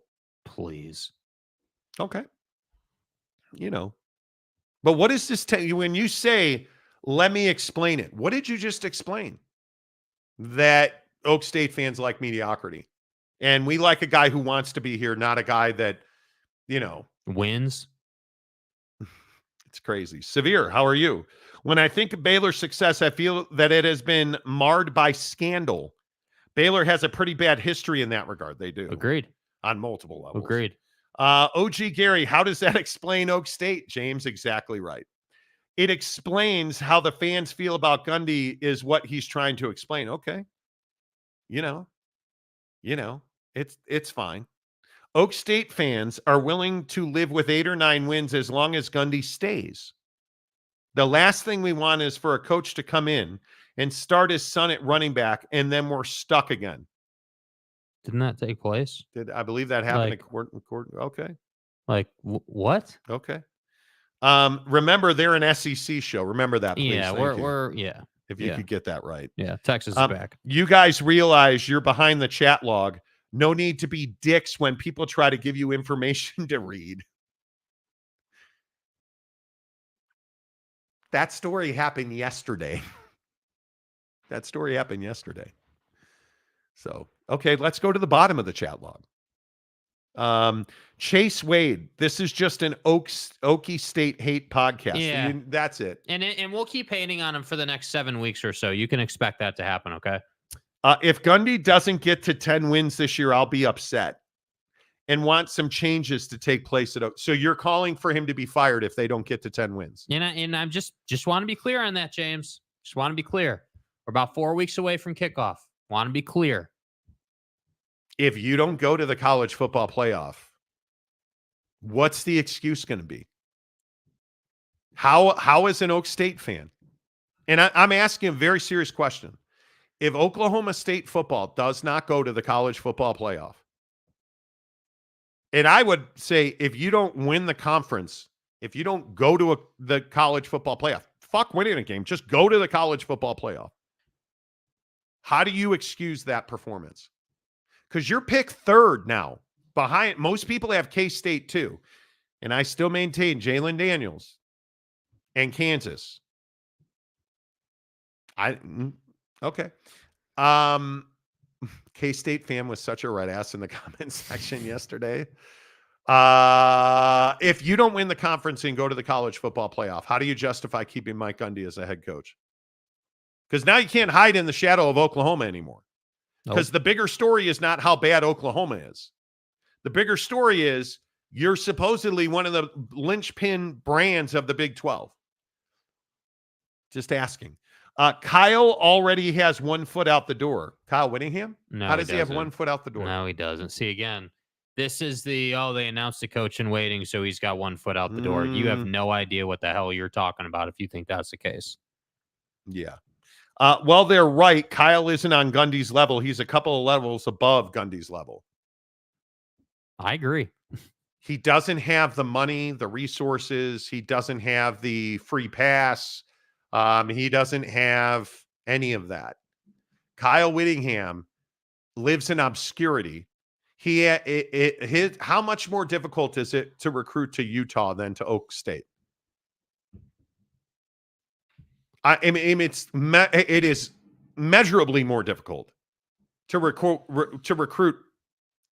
If you are a young black kid, 4-star recruit in somewhere Florida, somewhere Texas, somewhere California, and Mike Gundy calls and wants to talk to you about Oklahoma State, and let's just call it like Mountain West, Midwest, awesome defensive lineman, awesome running back. Are you more excited about Utah or Oak State? I would think Oak State. Now, if you're a defensive back or a linebacker, well, it's Kyle Whittingham. He puts dudes in the NFL. What about a wide receiver? What about a quarterback? Aren't you answering the phone for Oak State before Utah? If you're a throwing quarterback. Certainly. Now, you put running backs in the league at Utah. But if you're a quarterback, a wide receiver, I think it's easier to recruit to Oak State. I would even say, I mean, I agree. Utah puts running backs in the league. But I would say if you're a flashier running back, if you're someone who needs to get outside and like play on the edge a lot as a running back, you probably lean in Oak State. Like if you're someone who is an inside the tackles kind of runner, then Utah's a little more attractive. But again, Utah's never been like a high flying offensive school. It's a ground and pound, Yet you've been able to recruit Florida, Texas, and California prodigiously. Yeah. You've been able to build solid offensive lines with a really good offensive line coach. You have repeatedly put corners, DBs, safeties, and linebackers in the NFL. You look at guys like Starlo Tulele, NFL. Mm-hmm. So you've put defensive guys in. You've put you've put running backs in the league. Zach Moss, Yeah. probably, Devontae Booker comes to mind, like obviously Jamal Anderson, but Barry Sanders, Thurman Thomas. You've put guys in the league. I just think it's an interesting comparison. Dorian Davison, I appreciate the attention for Oak State. Give them hell, guys. We play better when people do. Let's hope so. Cheaper concessions is the change James will be calling for after another disappointment. Listen, I need them hot dogs and popcorn. We're going to have a $1 reduction per item because you guys can't win the conference. So get your facts straight. Keith Carl, just for the record, Iowa State would kill for a 10 or even a 9-win season. Some schools and fans make this sound like a failure. Because by Oklahoma State standard and by Big 12 standard, it is a failure, man. The problem is by Oklahoma State standards, that's not a failure. If you win 8 games, man, good try, coach. Come on over. We'll comb the last out of the mullet. And kick a person when he's down. Which I still think he lives on that press conference. Mm-hmm. I'm a man. But my point is, at Ohio State, at Bama, Oregon, SC, 10 wins is the minimum. You lose 2 games in a season at Bama or Georgia or Oregon or Ohio State, you're disappointed. You're disappointed. At Oak State, if you win 8 games, you're like, okay, not our best season, but man, I can't wait for that bowl game trip. I'm hoping that we all get free pool and weed eaters. Who wants to stop at Buc-ee's? And then on the way out of Buc-ee's, when we go to the all hat, no cattle bowl, there's 2 Buc-ee's. And that one Buc-ee in Baytown, let me tell you fucker something. the fecal matter grease, ratio on the roller at Buc-ee's in Baytown, Texas, that's the shit of legends. Literally. So you get that cheddar infused knockwurst. Oh my God. This bowl trip's going to be amazing. Stop it. Oh, you're not calling for his job. No, the change I went is either a new OC and or a head coach. Okay. Maybe cheaper concessions will get Okie State to 10 wins, right, James? Exactly. Phil Venzer, greetings from hot Vegas, where we will be exiled from the power brokers and left to die. I'll get stuck going to Raiders games. Raiders games are fun. Raiders games are a lot of fun. James Irvin, he doesn't have the wins Gundy has either. Oh, do tell. Do tell. Bro. Utah has California to recruit from. Oak State recruits Texas. They both have good talent pools to draw from. Utah does not have California to recruit from. Do you understand that Utah recruiting out of California is... Look who they're competing against. Oh, they're competing against everybody who recruits California. Utah doesn't have California. Does Utah get their offensive linemen from Ohio and Pennsylvania? No. Utah's got to go out and be creative. Utah's got to go out and be aggressive. Utah's got to go out and play the transfer market and the JUCO market. And Kyle Whittingham, develop guys. You're going to find out. Kyle Whittingham gets the absolute most out of every single player that he recruits. If you can be developed, you're going to develop. The exception of the quarterback position. That's his weakness. Always has been. I thought Oak State got tons of money from T-Boone. God rest his soul. Jameis apologist. You guys were so confident FSU was stuck. Amazing, huh? I'm telling you that FSU is stuck in the ACC until they're not. And I just continue to say the only things that here are the scenarios where Florida State and everybody else gets out of the ACC. You win a court case. You find 10 members to get together as a group to break the grant of rights.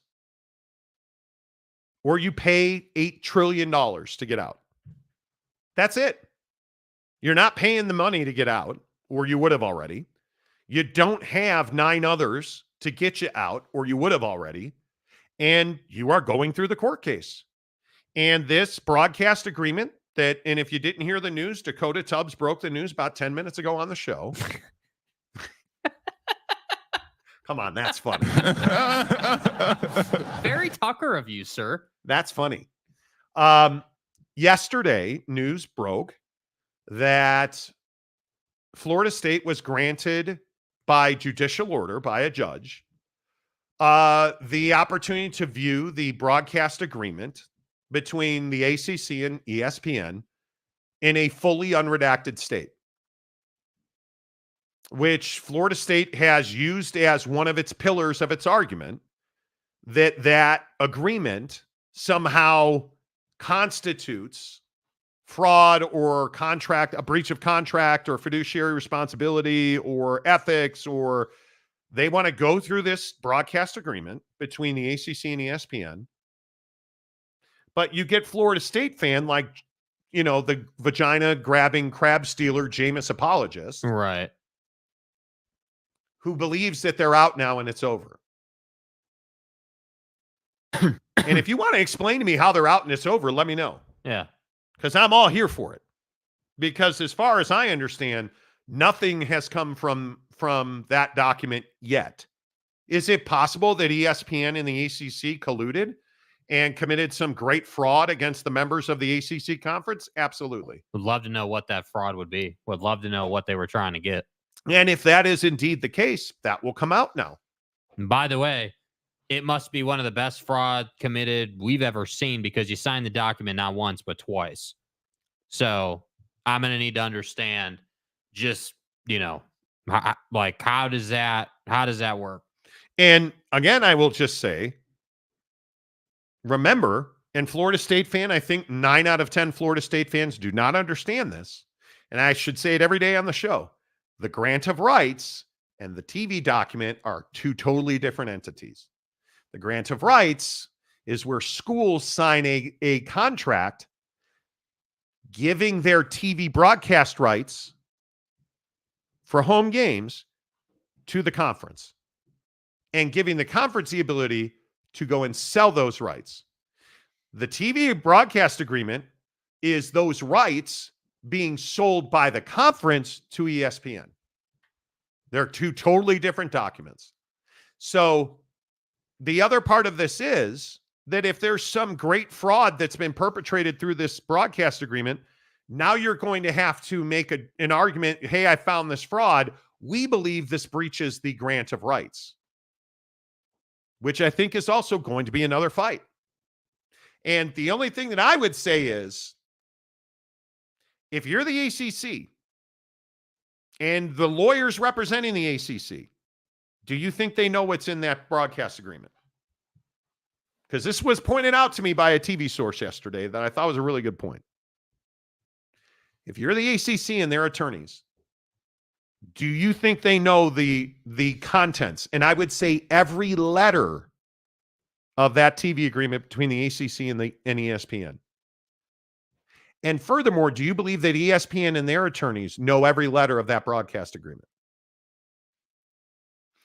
And furthermore, because the answer is yes, we all, I think, roundly agree. Yeah. That the ACC and their attorneys and ESPN and their attorneys know every single letter of that document. So do you think if there was some great fraud perpetrated in that document, do you think they'd be fighting so hard to keep Florida State and Clemson in the league? If they knew. Because when you commit a great fraud like this, you know. If they knew that there was a great fraud committed in this TV broadcast agreement, do you think, wouldn't they have said, you know what? Yeah, why don't we negotiate it? How about $50 million and you guys can go walk away?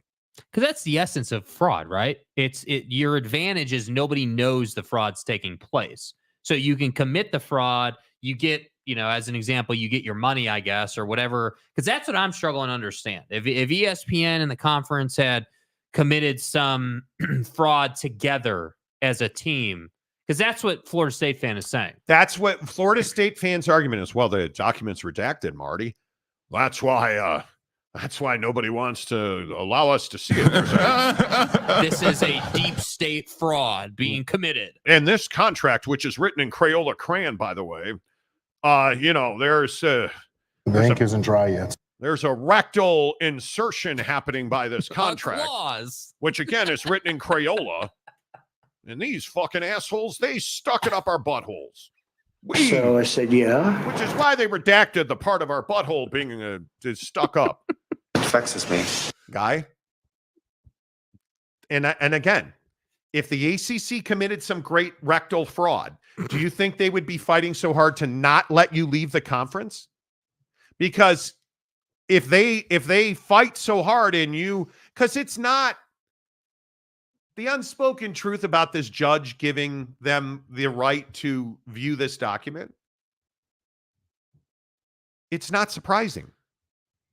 A Florida State fan yesterday, oh, fuck me, we got it. Do you really think anybody's surprised that the judge was like, yeah, you guys can see the TV agreement unredacted? Nobody's surprised. It's not shocking, or it is. If somebody was prognosticating, you would have said, oh yeah, this judge is going to give Florida State the right to see that document in its full entirety. And at that point, wouldn't then ESPN in the conference fight to not let the document come out? Or wouldn't they say, you know what, Florida State, we've had a change of heart. Get the fuck out. To protect the great fraud that is in this contract.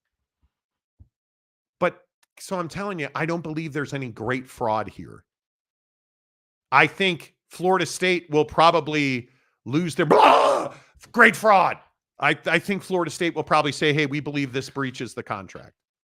And you're going to have to go back to a judge who's going to make a ruling based on what Florida State's found in the great fraud rectal insertion that they find in the... That's fucking interesting, man. Because if you're Florida State and you view this document, and your goal is to get out of the ACC and join the SEC, can you really come back and say, man, that's a really well-written contract. We're proud of the ACC for such an ethical execution of our grant of rights. Who are you, Michigan on your court date? Man, I just want to say great job, Commissioner Phillips, and all of those that wrote this deal.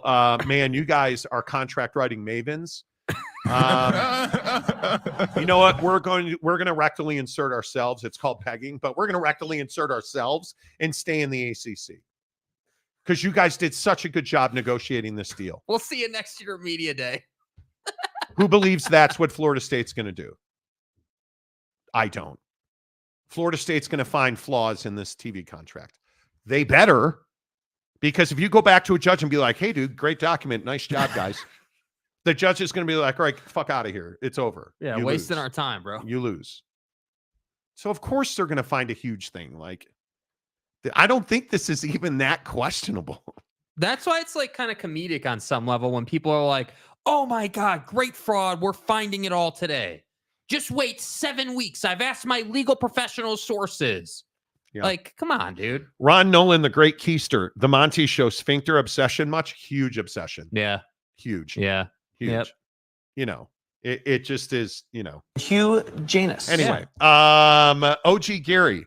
Oh, so that's how they make the brown Crayola. Exactly. Eric and Raleigh, the ACC isn't even fighting. They don't have to fight. They are legally on solid ground, which is what most people believe. But again, I'm just telling you, Florida State's going to come back and say there's a great fraud in this TV agreement because they have no other answer. You're not going to wave a white flag and be like, yeah, we're dumb. Sorry, our bad. Can we just all get... bad. Can we all heal? Our bad. Can we all just heal? It's not going to happen. You guys want to go grab a beer? Yeah. Why don't we all hang out? Come on. And watch the guys in the college football playoff who actually made it. You know, Mike, why don't we watch Oak State win the college football playoff? Hi. FSU fans don't understand this. Yeah, well, they're not an AAU accredited. And kick a person when he's down. Damn. Wow. Brandon Butler wrecked him, damn near killed him. Yeah. Exactly. Oh, next meeting isn't until 8:45 a.m. So what you're saying is Utah recruits like K-State does. JUCOs and dudes other teams don't want, and K-State is always a tough team to beat. That's exactly what Kyle Always Whittingham. got a bunch of dogs on that defense. Kyle Whittingham is going to take your 3-star running back and turn him into a NFL draft pick at corner or linebacker. And he's going to do that on the back of, hey, they didn't think you were good enough, but I do, so come play here. B, ESPN did have their lawyers in court claim that there are trade secrets that they did not want in public. Well, I don't think there's any question that if you're ESPN, do you really want the way that you negotiate contracts with sports entities out in public? No, which is why the document is not going to go public. And by the way, in the ruling, Florida State's got 60 days to return the document. So, and cannot release it to other parties. Yeah. They signed a confidentiality agreement as part of their grant of rights and as part of this broadcast agreement. So that's why it took a judge's ruling to Florida. It's not like Florida State can just be like, all right, guys, here we go. Let's get it on microfiche and distribute it to everybody. Here's your DOS disk. Like Florida State Florida State is going to review this document and they are going to make the argument that it is not valid. Trade secrets would be percentages, revenue sharing, because it's like a boss who just gave an employee a raise. Why are you not allowed to talk about how much money you make in the workplace? Because it creates problems. It creates problems.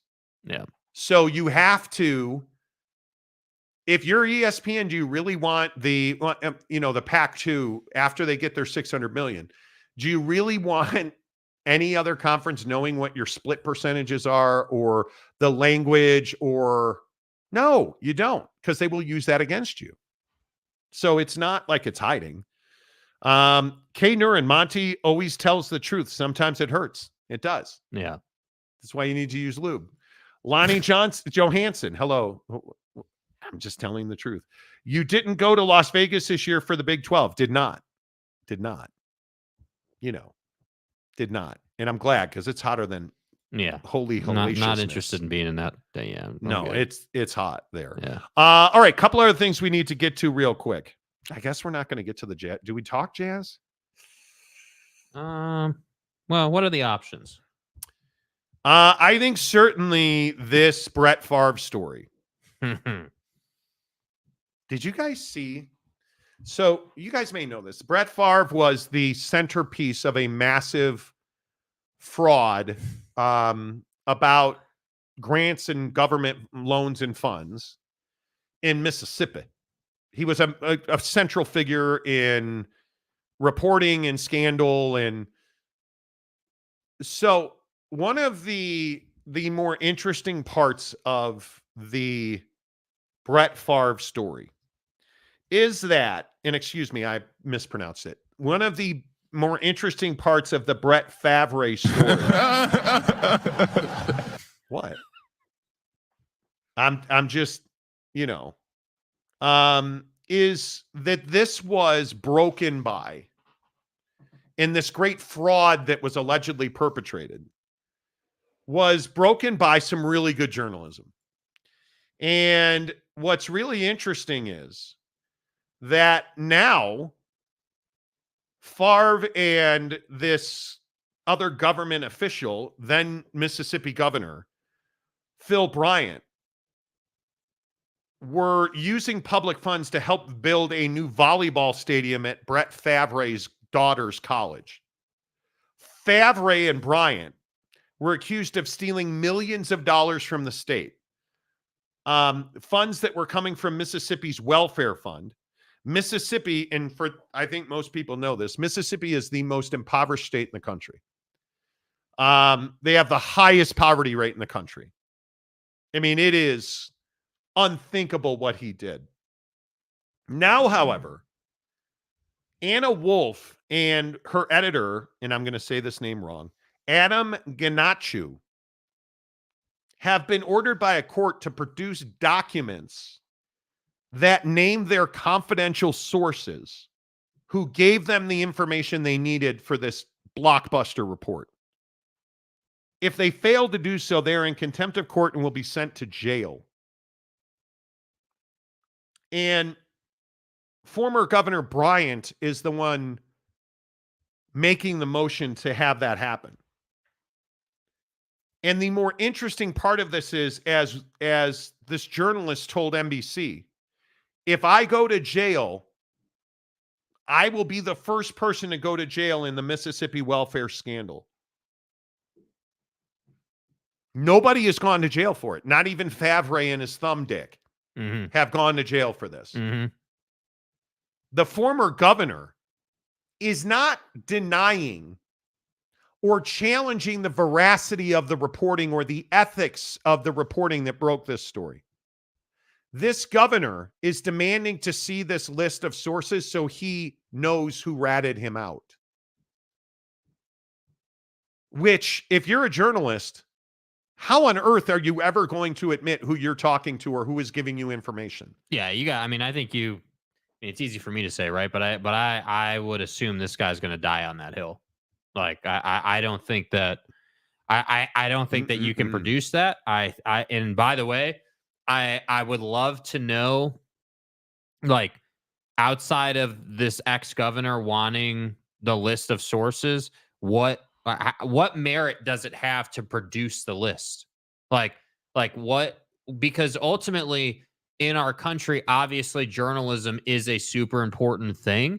And journalism, quite frankly, has been under attack for probably 5 years now. Yes. So I'm a little surprised that this is kind of taking place. And again, I think you're proving a point by going to jail for a certain amount of time. Because he can say, like, he could go, if he really wanted to, he could put himself in contempt, go to jail to prove a point, and then at some point, I guess, produce the list.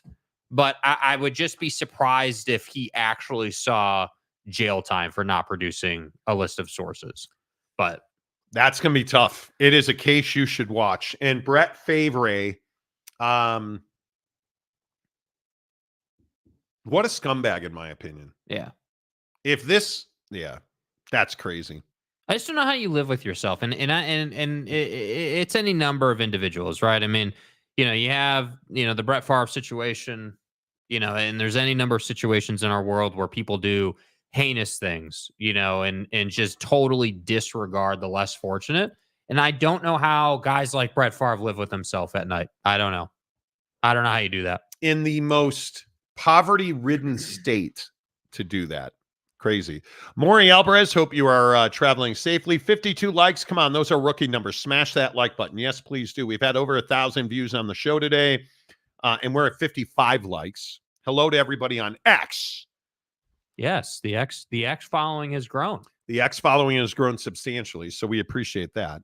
Yeah, I think that's pump those numbers up. Brandon Butler, give us something new on the Jazz. Okay, before we talk about the soothsayer that's blind and says the world's coming to an end. Did you guys see the Jazz last night? I don't know that most people were watching anything but Zach Edey, because Walker Kessler was spectacular last night.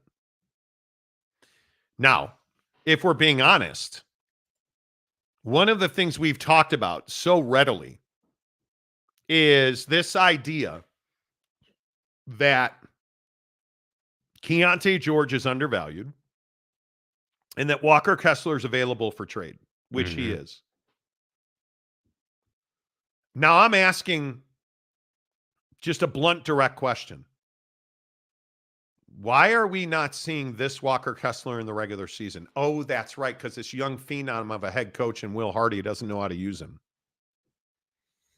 Yeah. What's the other narrative that Jazz fans always get pissed off about when we say it on this show? They don't develop their young guys. What did Keontae George last night do that should be terrifying? He built a brick house last night. The guy could not hit water from the boat unless he was standing on the free throw line. What was the story on Key last year? Can't shoot. What's the story on Key this year? Can't shoot. Am I the only one that's worried about that? Yeah, I mean, it's amazing. Am I the only one that when I look at some of these numbers, am I the only one that's worried about Taylor Hendricks, who was an absolute no-show in this game? And I don't know how much of the game you watched, but Yeah. watching a pretty good amount of that game, Taylor Hendricks was a 0. Yeah, I mean, my biggest thing from last night with Taylor Hendricks is, obviously the stats speak for themselves, right? But like the bigger thing to me that stood out was that he just doesn't, like, when you're a rookie and you come into the league, like the way Taylor Hendricks has, obviously your rookie season, there's the excuse of, hey, it's your rookie season, you're trying to figure it out. The game will slow down for you. You'll become a more matured seasoned player in that sophomore year, and you'll go from not having any chance to now competing, but maybe you got to refine your jumper or like this or that. I don't even feel like Hendricks is there. I still feel like Taylor Hendricks is pretty much the same guy he was in his rookie season. I think it's largely to the point you're making, which is whether it's Hendricks, Keontae, Walker Kessler, or the discrepancy between Summer League Kessler and regular season Kessler. Like, these guys are not improving on anything. Key last night was 2 of 11 from 3. Now, and everybody got their swole on. Well, he scored 30 points, Monty. What more do you want? I want something other than 2 of 11 from 3 last night. Yeah. 17 points from the free throw line. That's problematic. Well, and the selfishness of it was a bigger issue too. I mean, you have to, especially as a guard. I don't care if you're 1 or 2 or like, that. I don't really care about that distinction. As a guard, you're going to shoot the ball quite a bit, and you have to understand when you're cold, you got to be a playmaker and get the ball to guys who are hot. And that's what troubled me last night. That 2 of 11 from 3 situation. You should not be saying to Keontae George in Summer League, shoot every 3. What you should be saying is, hey, we're looking for 6 threes a night, 6-7 attempts a night, and we're looking for you to make 3 of those in addition to 10 trips to the free throw line, or in addition to, playing much better pick and roll with Walker Kessler, because that relationship hasn't quite been developed yet. Like, that's what we should be saying. But I think this Will Hardy conversation is a big one, dude. Like, it's very clear that Walker Kessler last night against Edey was willing to fight him and bang with him and do everything he needs to do. And that's not the Walker Kessler we got in the regular season. No, it's not. And I don't know why it's so difficult to get that out of him. And I'm not even saying it's Walker's fault. I'm saying it's the position you're putting him in, because I do think we saw flashes of it. But you tell me that this guy goes from what he did last night to being a bench player in the regular season? Come on now. And Cody Williams, what did I tell you about Cody Williams? Mm-hmm. Kid that can get to the rim, but he's going to struggle to shoot. What did he do last night? Got to the rim and missed a wide open 3-pointer. Mm-hmm. Do the Jazz develop young guys? Yeah, I'm not convinced they do. Well, and you're not going to get a free pass on Collier either. Like, Collier is clearly somebody who should be a starting guard, who projects to. I think he's got the talent to work himself into an all-star in this league. He can shoot it. He's got the right mentality. He's strong, like everything you want. Yet 2 years from now, what do we get? What, is he still going to be here? We still going to be talking about this or that with him, or will he be the guy he should be?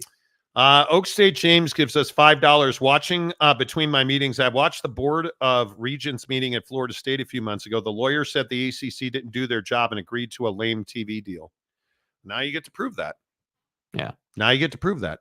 Fat Jesus. Never trust a man who still wears Lee jeans. Exactly right, Jake. That's why I don't trust you. Right. Kay Nurin, now that Zach is getting married, he should be a star in Denver. Mm-hmm. Okay. The MILF Hunter is off the market, apparently. And she is. Whew. Jimmy Otson says, like number 57. Thank you. Yay. I can listen to this in my work meeting. Yay. There you go. Exactly right. Yay! All right, let's talk about the world ending, because then I have to go. Is the world coming to an end? We'll do Stephen A. Smith tomorrow. Is the world coming to an end? Somebody named Baba Vanga says it is. And I hope I'm saying that right. The late Baba Vanga, V-A-N-G-A, who was a blind woman from Bulgaria. who is being touted as a mystic healer because she proclaims to have seen the future. Blind since her early childhood, she spent most of her life in the Rupidi area of Bulgaria. And she says, and they call her the Oracle. Infowars.com. Baba Vanga says that, and she said this in 1996, by the way, because she's dead. She died in 1996. She says the end of the world is coming. According to her, the world will end in 5079. But that will merely be a culmination of events that start in 2025. The inciting incidents that kick off the ultimate end of humanity will be an unspecified conflict in Europe, which will devastate the continent's population. That's 2025. In 2028, humanity needs more energy. To do this, they will manage to explore Venus to find new energy sources. This may be one of the most unbelievable parts of this timeline, since Venus is essentially an inhospitable hellscape with an atmosphere so acidic that nothing could survive. 2033. Climate change is very dangerous, but it's not real. Nope. Totally fake. And that shouldn't be understated. However, Baba Vanga supposedly predicted that at this point, the polar ice caps would melt and sea levels would rise drastically worldwide. Some 43 years later, in 2076. Ever see the old episode of The Simpsons where Russia flips a switch and the Soviet Union suddenly out of nowhere reforms?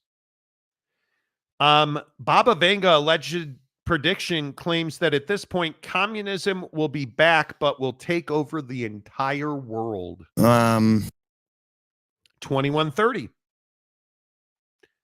Humanity will at this point supposedly make contact with aliens.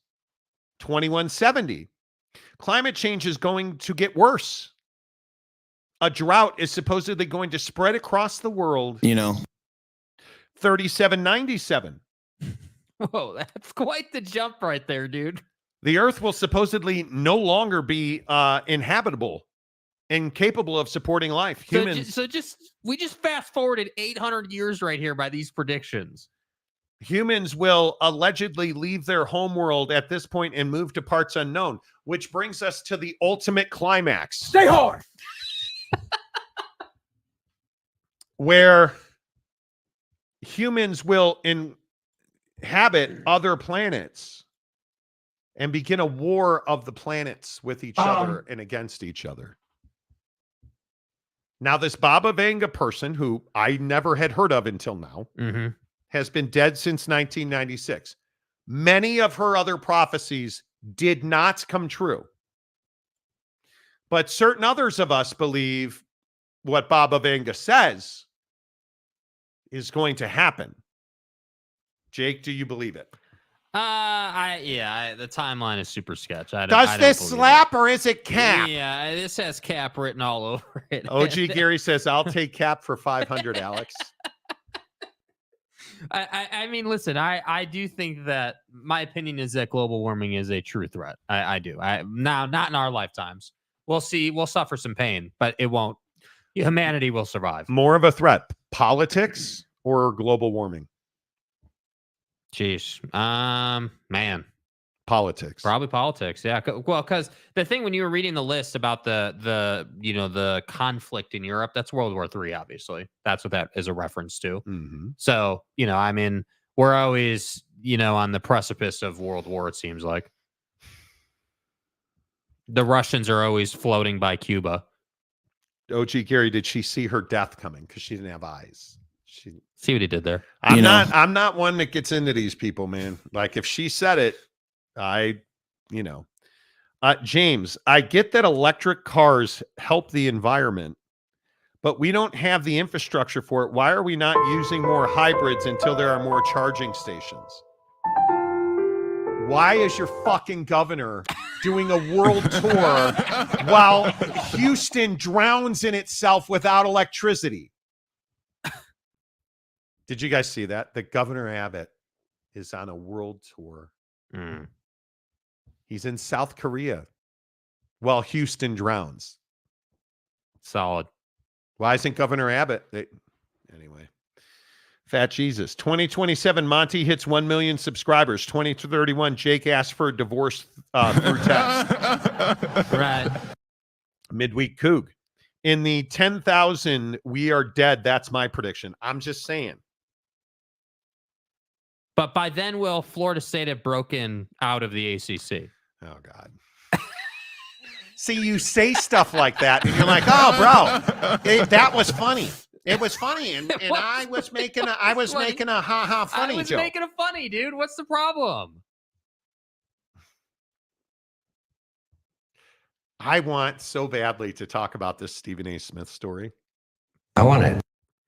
Tomorrow on the show, we will talk about Stephen A. Smith. I promise you that. How long do you think in 100 years is the world still in existence? Yes, I do. Okay. I don't think we'll see anything drastic for probably 500-600 years. I think so we got not a long in your time. lifetime, or at least not this lifetime, because we all come back as like phone poles, right? And lampposts, or and shit. Dak's walking boot. You know, could be. Yeah. But when I come back as a fertile deer, my guess is the world will look different. Right. Yeah. The cack. You know, when I come back as a piece of carp, or a farmed piece of tilapia, right, the world will look different. Dude, you know? That's so bad. If you're eating farmed tilapia, I don't know. God, why? No, James. See, James, why bring it up? Why bring her up? She is foreboding on this show. You did what? I'm telling you, I will not say that name on this show. I'll say Jimmer Fredette on this show before I ever say that name. I'm just, before you go, I sent her a pic of Jake. Okay. Man, that's great. More than 90% of the stuff she said, people have been trying to predict the end. I don't disagree. Yeah. Fat Jesus. I'm coming back as a stripper pole. Bro. What is the worst thing you could come back? If you're reincarnated as any object, what is the worst thing you could come back as?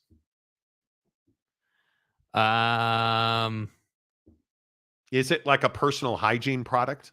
Yeah, I mean, a condom. A moist towelette on the set of an adult movie? A roller.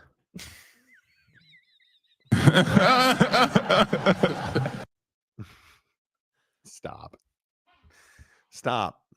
OG Gary, did no one ever spit on that thing, Marty? No, the point is, this girl, did you guys see that this girl is making $10,000 an appearance?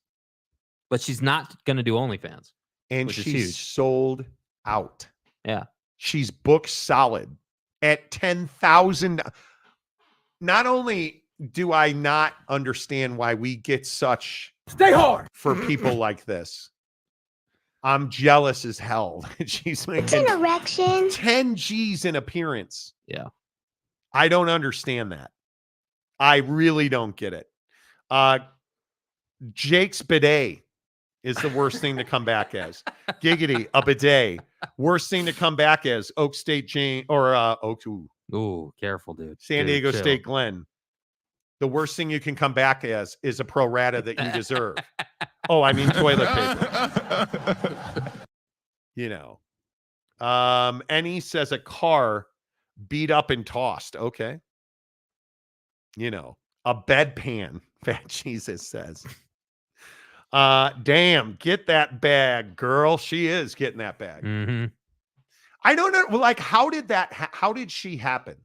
Well, her parents fell in love. And when two people are in love. No, she went out to party and happened to be in the right place at the right time and went viral because a dude asked her what the number one Sex move in move bed is. is. Yeah, for dudes.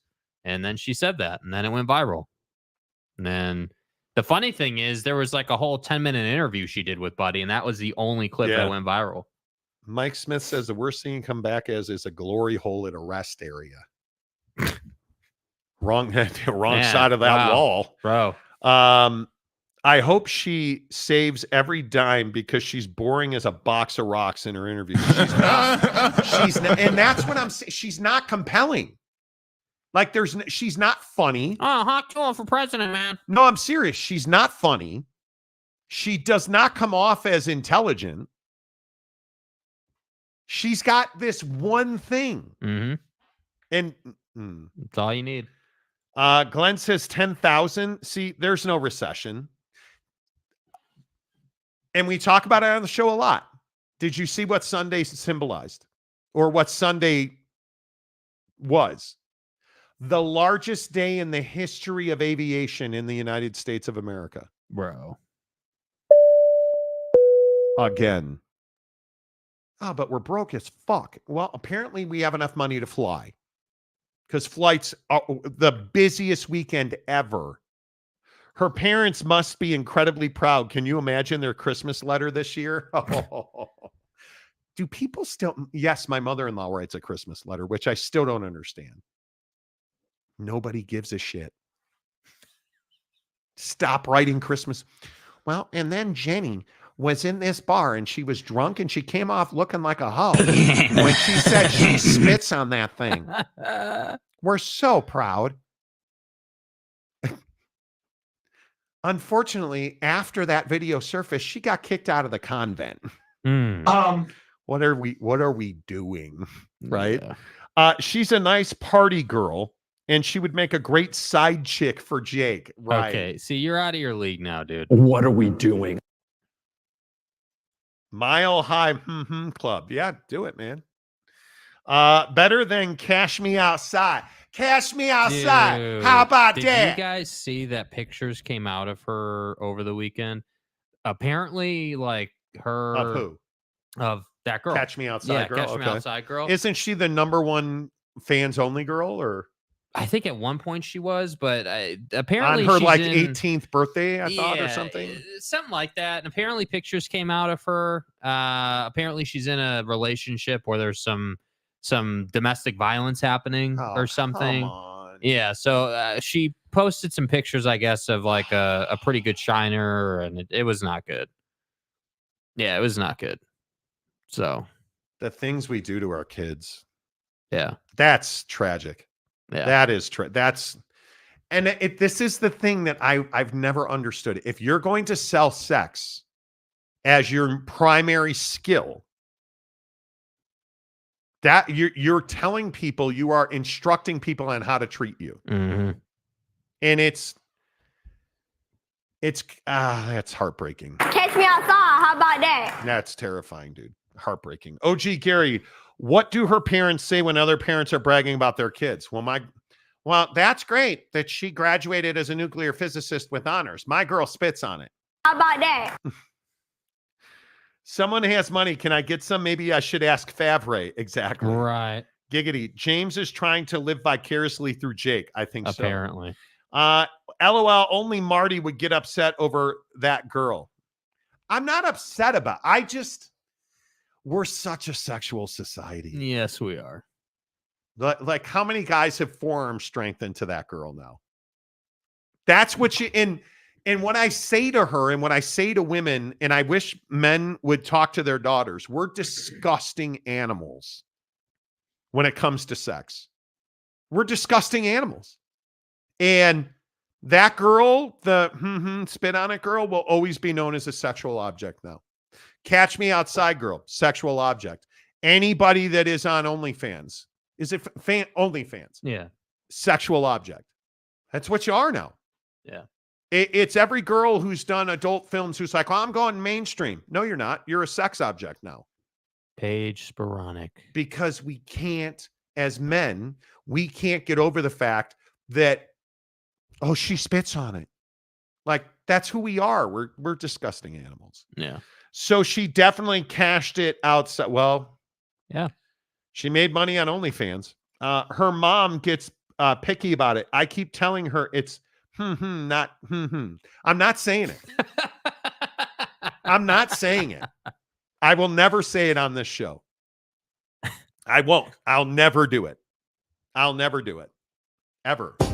The Monty Show is always presented by The Advocates at theadvocates.com. You guys, be careful on the roads, man. It's hot. Tempers are flaring.